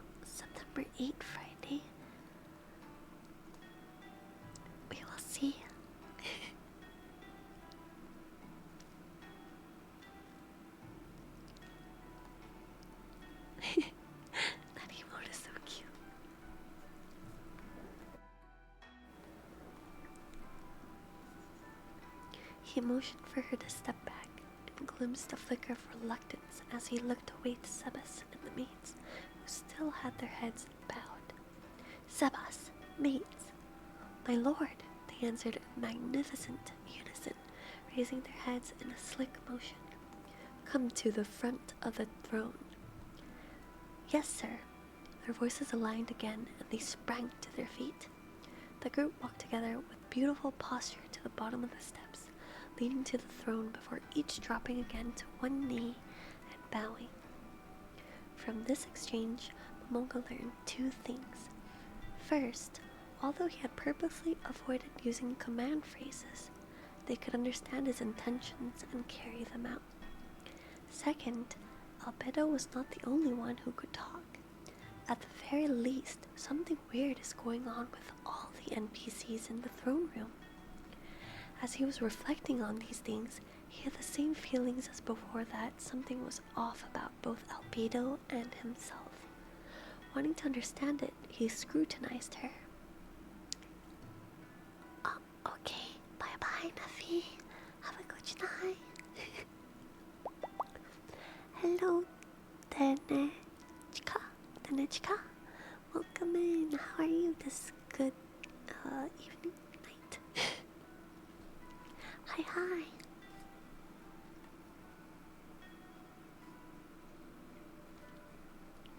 Is everything alright? Have I done something wrong? When he recognized the root of the incongruity, a sound that was neither word, gasp, nor choking noise escaped his lips.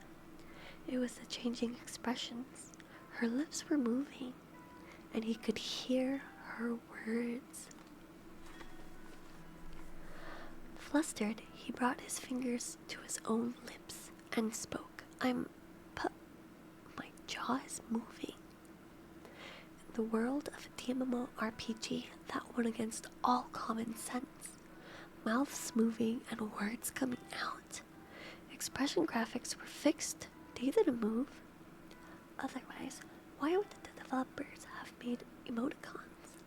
Plus, Momonga's face was a skull. He didn't have a tongue or a throat. Looking down at his hands, there was no flesh, and the bones weren't even anatomically correct.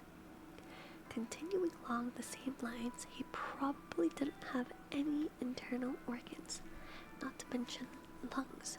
So why could he talk? Impossible.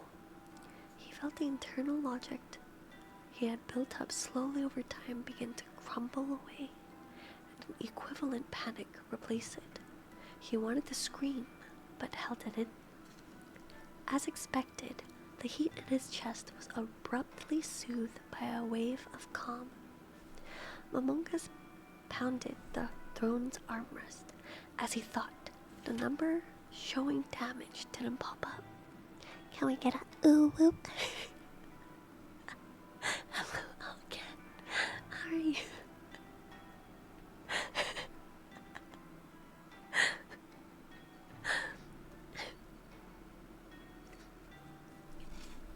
You guys didn't hear anything.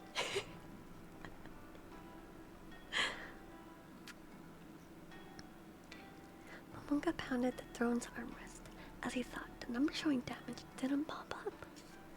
What should I do? What makes the most sense? He was in an incomprehensible situation, but venting wouldn't get him anywhere. First, he needed information. Sebas, can we get him? I'm not very confident, my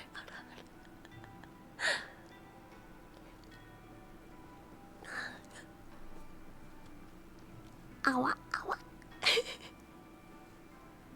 Awa. Let me see. Anna?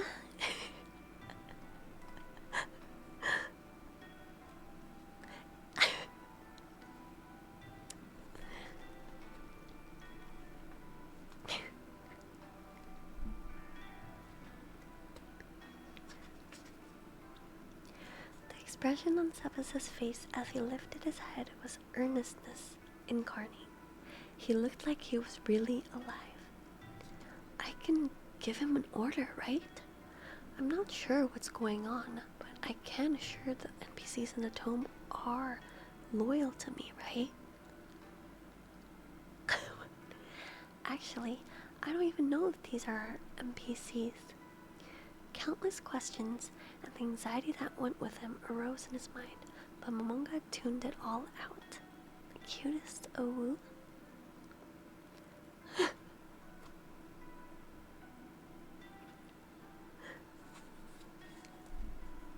Ayo.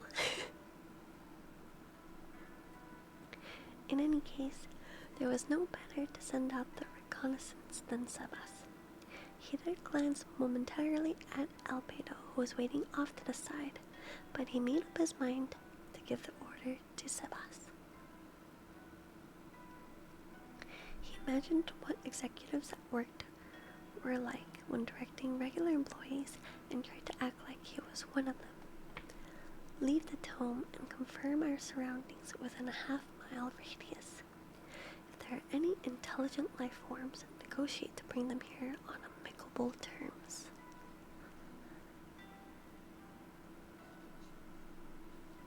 Oh. God damn.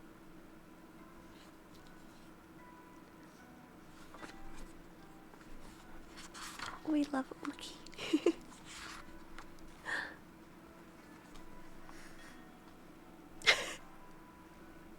Peace, peace. Give them practically whatever they request in return. Avoid combat to the extent possible. Understood, Lord Momonga. I will leave without delay. In Yggdrasil, it was definitely not possible to take NPCs who were built to protect the base and send them outside, but here it was. Well, I won't know for sure until he actually makes it outside, but take one member of the Pleiades with you. If you're attacked, have a retreat immediately to bring back any information you have. With that, Momonga had made at least one move.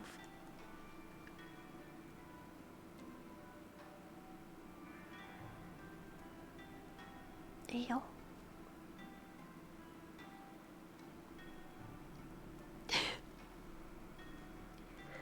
He let go of the staff of Ain's Algo. It didn't clatter to the ground, but instead hung in the air as if someone were holding it. It was against the laws of physics, but it was just like the game. In Yggdrasil, it wasn't uncommon for items to float in the air when one let go of them. The staff's aura of anguished faces twisted around his head as if reluctant to dissipate, but Monga calmly ignored it. Not that he was used to it, but that sort of macro wasn't so strange. He shook his wrist to get rid of it. Crossing his arms, he thought what his next move should be. I suppose I need to contact the admins. The administration was sure to be the most informed of anyone about this abnormal situation. The problem was how to reach them. Usually a shout or GM call would work, but if they didn't now, a message maybe? I had Jack Daniels, but it was like a cocktail.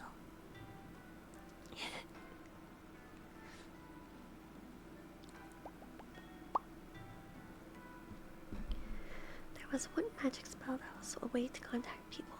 It could only be used in specific places and situations, but it seemed like it would be effective now. The only problem was that it was usually used to communicate between players. He wasn't sure if it would work to contact the GM. He didn't even have any guarantee that magic in general would work normally into this crisis, but he had to find out. Momonga was a level 100 magic user. If he couldn't use magic, his area of operations and information gathering powers would be severely limited, not to mention his combat strength. Right now, he had no idea what the situation was, so he needed to confirm as soon as possible whether or not he could use magic. Oh no, it was just a cocktail. It was like a berry punch. flavored Jack Daniel cocktail, like a carbonated drink in a can.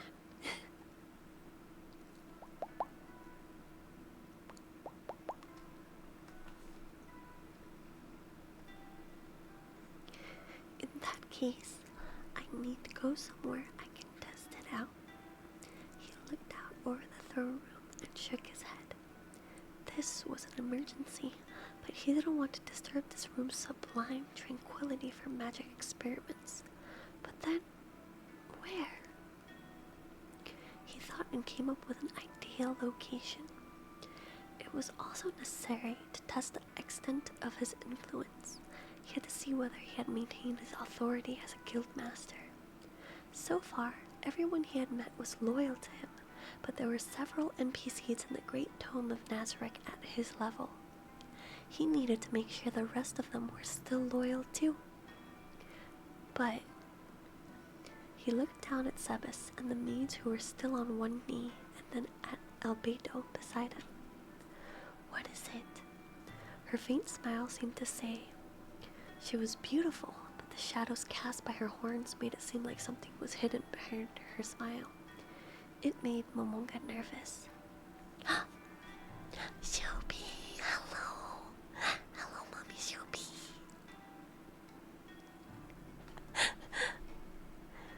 Thank you, Shubi, for the ads. I love you, Mommy Shubi. Bless you, bless you. How are you, Shubi? How's your Sunday night?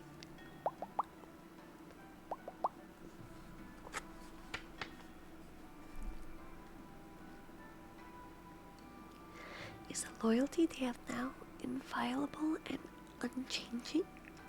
In the real world, a boss who makes stupid moves all the time loses support. Does it work the same way here, or is it once faithful, always faithful? If I suppose their loyalty could change, how do I maintain it? By giving them rewards. The treasury contained vast riches. It would pain him to lay a hand on the items his former guildmates had left, but if it was to keep Ainz Algon going through this crisis, they would forgive him, wouldn't they?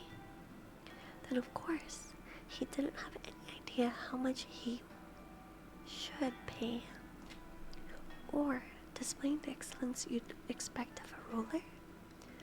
What constituted excellence, however, was unclear. He had the feeling things would work out if he just kept maintaining the dungeon.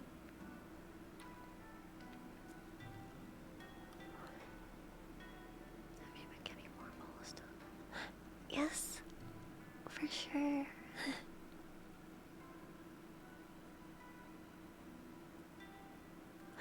Thank you so much, Shubi. I feel like, for the last couple of days, I've been getting a lot of follows. Thank you so much, Labo.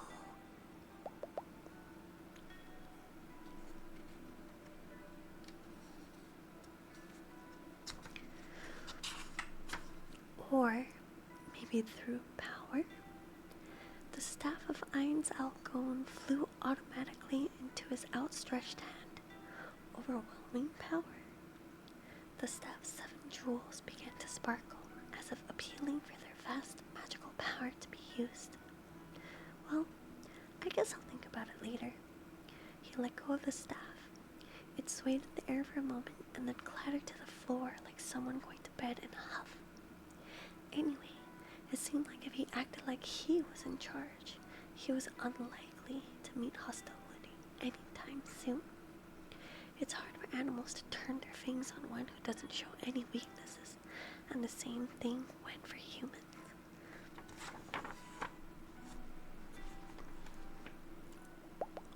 Oh, we are getting pretty close to ending the stream actually.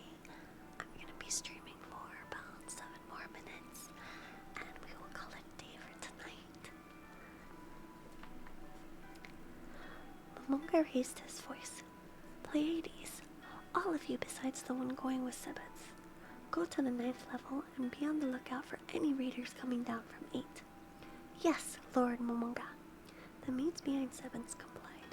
Now go, immediately. Understood, Lord and Master, their voices echoed. Sebas and the combat maids all paid their respects to Momonga, stood at once, and set off. Big love to everybody. Oh, thank you so much for the follow, Red Bush Pen. Oh, that's such a cute name. Thank you so much. How is your night going? Good night, sensational. Shoopy love you. Kissy kissy.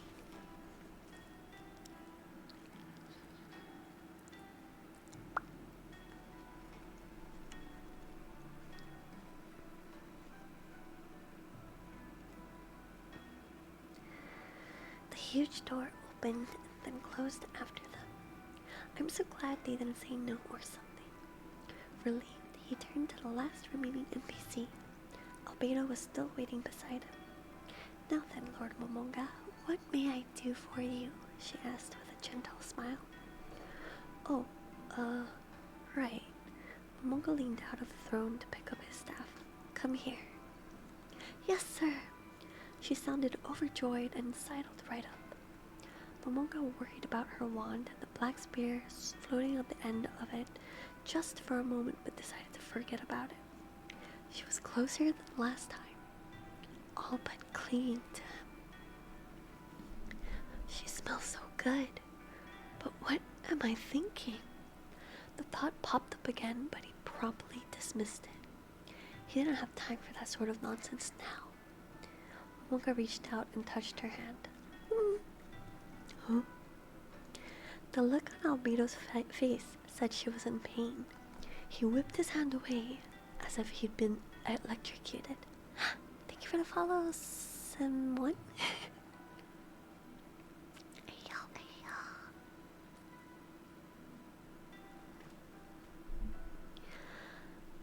I wonder what's wrong. Did I creep her out? Mixed in with the numerous sad memories, like having cashiers drop change into his hand from above to avoid accidentally touching him, flitting across his mind, he found the answer. Oh. An overlord was a higher rank of Elder Lich, and one of the special abilities an Elder Lich could acquire by leveling up was the dealing of damage by touch, normally as an attack. Maybe that's it?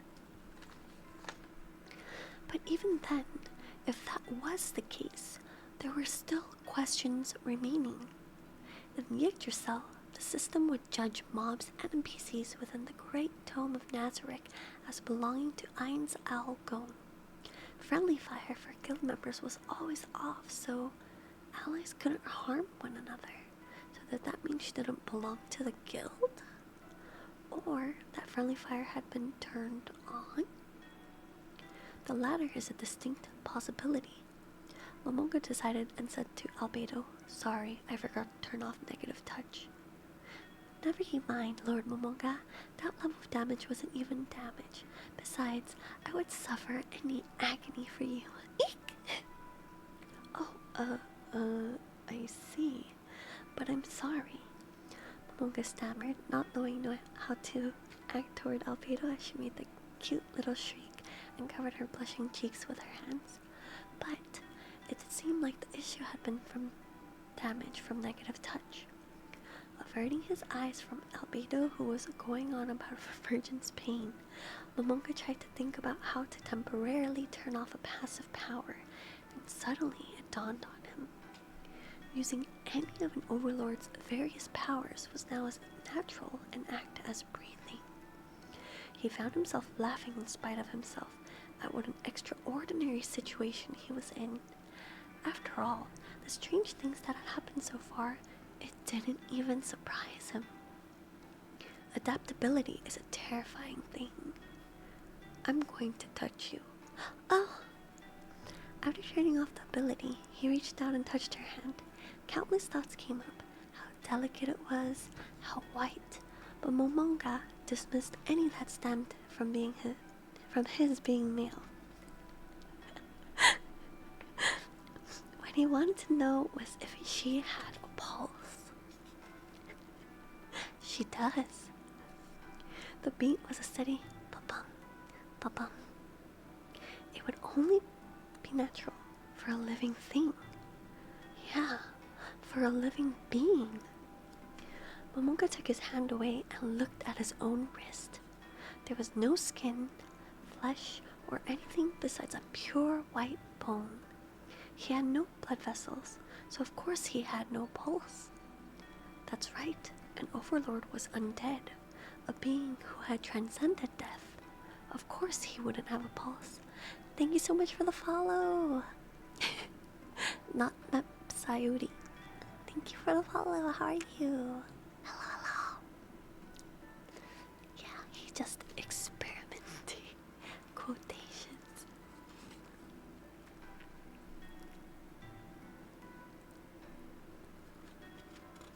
For science. Okay, 2 more pages and we will call it a day for today. He looked up at Albedo. He could see himself in her glistening pupils. Her cheeks were awfully flushed. Her body temperature was probably skyrocketing. Noting these changes in her was enough to shake him up. What's going on? This isn't NPC, just some data, right? What kind of AI can make data look like it's actually alive? It's practically as if Yggdrasil has become reality. That's impossible. Momonga shook his head. It can't be anything as crazy as that. But once the idea had lodged in his mind, it wouldn't come unstuck so easily. Feeling vaguely uncomfortable about the changes he was noticing in Albedo, he hesitated about what to do next.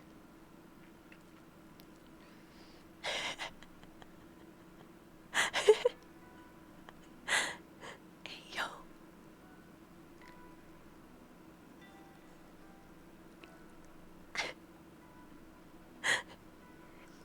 His next move would be his last. If I check this last thing, all of my hunches will turn to convictions. The balance that shows whether this is reality or not will swing one way or the other, so I have to do it. I wouldn't be surprised if she attacked me with the weapon she's holding, but even so... Albedo, can I touch your chest? Huh? The atmosphere froze solid. Albedo blinked, bewildered. The moment he said it, Momonga felt he might die of embarrassment. Sure, he'd had no choice, but what kind of thing was that to say to a lady?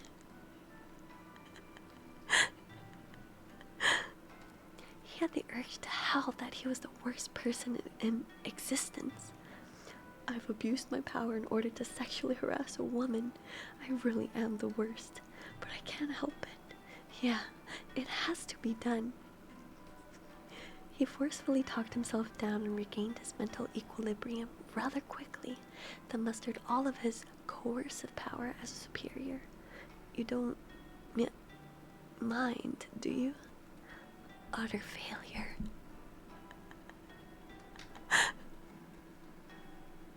Okay. Good night, Keppa. Thank you for hanging out today. His timid words caused Albedo to beam as sure as the sun making all the flowers bloom.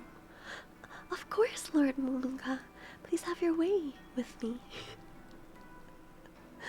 She puffed out her chest, and her substantial breasts were thrust into Momonga's face. If he had had the ability to gulp, he would have surely done so several times. Thank you so much. Glad you liked them.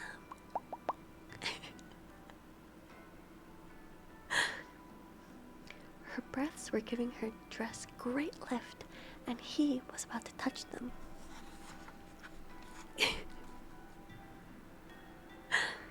On the other hand, Momonga was feeling oddly nervous and shaken, but some corner of his brain was being calm and objective, self-observant.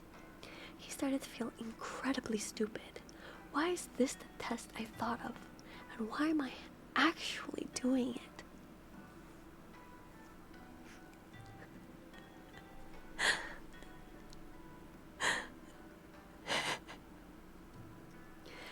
some reason, when he peeked at Albedo, she stuck her chest out even more as to say, "Go ahead," her eyes twinkling.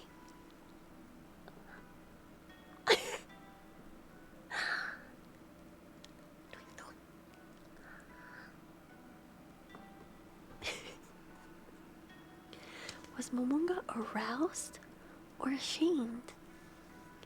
He willed his hand to stop shaking, made up his mind, and reached out.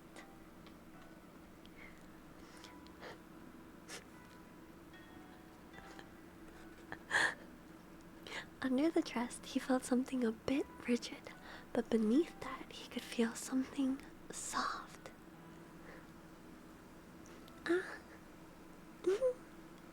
Amid Albedo's sticky moaning, Momonga got the information he was after. Assuming he was still sane, Momonga had two hypotheses for explaining the current situation. One was the possibility of a new DMMORPG. In other words, at the same time Yggdrasil had shut down, Yggdrasil 2 had started up, but that didn't seem terribly possible after what he just experienced.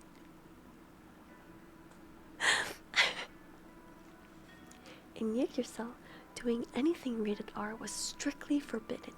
Even PG-13 could be considered out of line in some cases. Violators were dealt with severely. Their names were posted to the list of abusers on the game's website, and their accounts were suspended. That's because if a log of it were made public, the operators could find themselves afoul of the adult entertainment business laws. Under normal circumstances, it wouldn't have surprised Momonga if what he'd just done had been against the rules. If he was still in the game world, there should have been some measure in place to prevent it. In the first place, if the GM and admins were monitoring, they would have tried to stop him, but there was no sign of that. Additionally, the cybertech laws that governed DMMORPGs viewed forcible, non-consensual participation in a game as kidnapping for ransom. If someone were forced to be a test player, it would be immediately exposed. The inability to force quit would probably be seen as illegal confinement too. If that was what was going on, the game's proprietary console had to keep a week's worth of records by law, so exposing it would be easy enough. When he didn't show up for work, someone would probably come over to check on him, and once the police investigated the console, that would clear things up. But was there really a company stupid enough to commit a crime so easy to get caught for an organization-wide way? Of course, if they said it's an early demo version of Yggdrasil 2, or we just released a patch, there was a gray zone, but he couldn't believe it would be worth it to the developers or admins to take that kind of risk. So, there had to be something at work besides the developer's intentions. In that case, he needed to make a fundamental change in the way he was thinking, or he wouldn't get anywhere. The problem was that how he should think was unclear. There was one possibility: that the fantasy world had become the real world. Impossible. He promptly rejected the idea. There was no way something so outrageous, so illogical could be true. On the other hand, the longer this went on, the more he wondered if it might actually be the case. He remembered the fragrance coming off Albedo earlier. The senses of taste and smell were altogether banned from the fantasy worlds by the tight cybertech laws. Yggdrasil had a system for eating and drinking, but anything players consumed only affected their in-game stats. Even touch was regulated to some extent. This was also that the game couldn't be mistaken for the real world. As a result of all the limitations, fantasy worlds featuring sex hadn't really caught on. But here he could smell. The reality of that hit Momonga so hard it completely blew away all his "what about work tomorrow?" and "what if I can't get out of here?" type of worries. If this weren't reality, just in terms of the bandwidth that would be required to run this fantasy, it'd be impossible. Welcome in, Gerard's cute name. Hey y'all, working for a bit. And that was up to page 46, so... Sorry, I'm gonna put a bookmark here.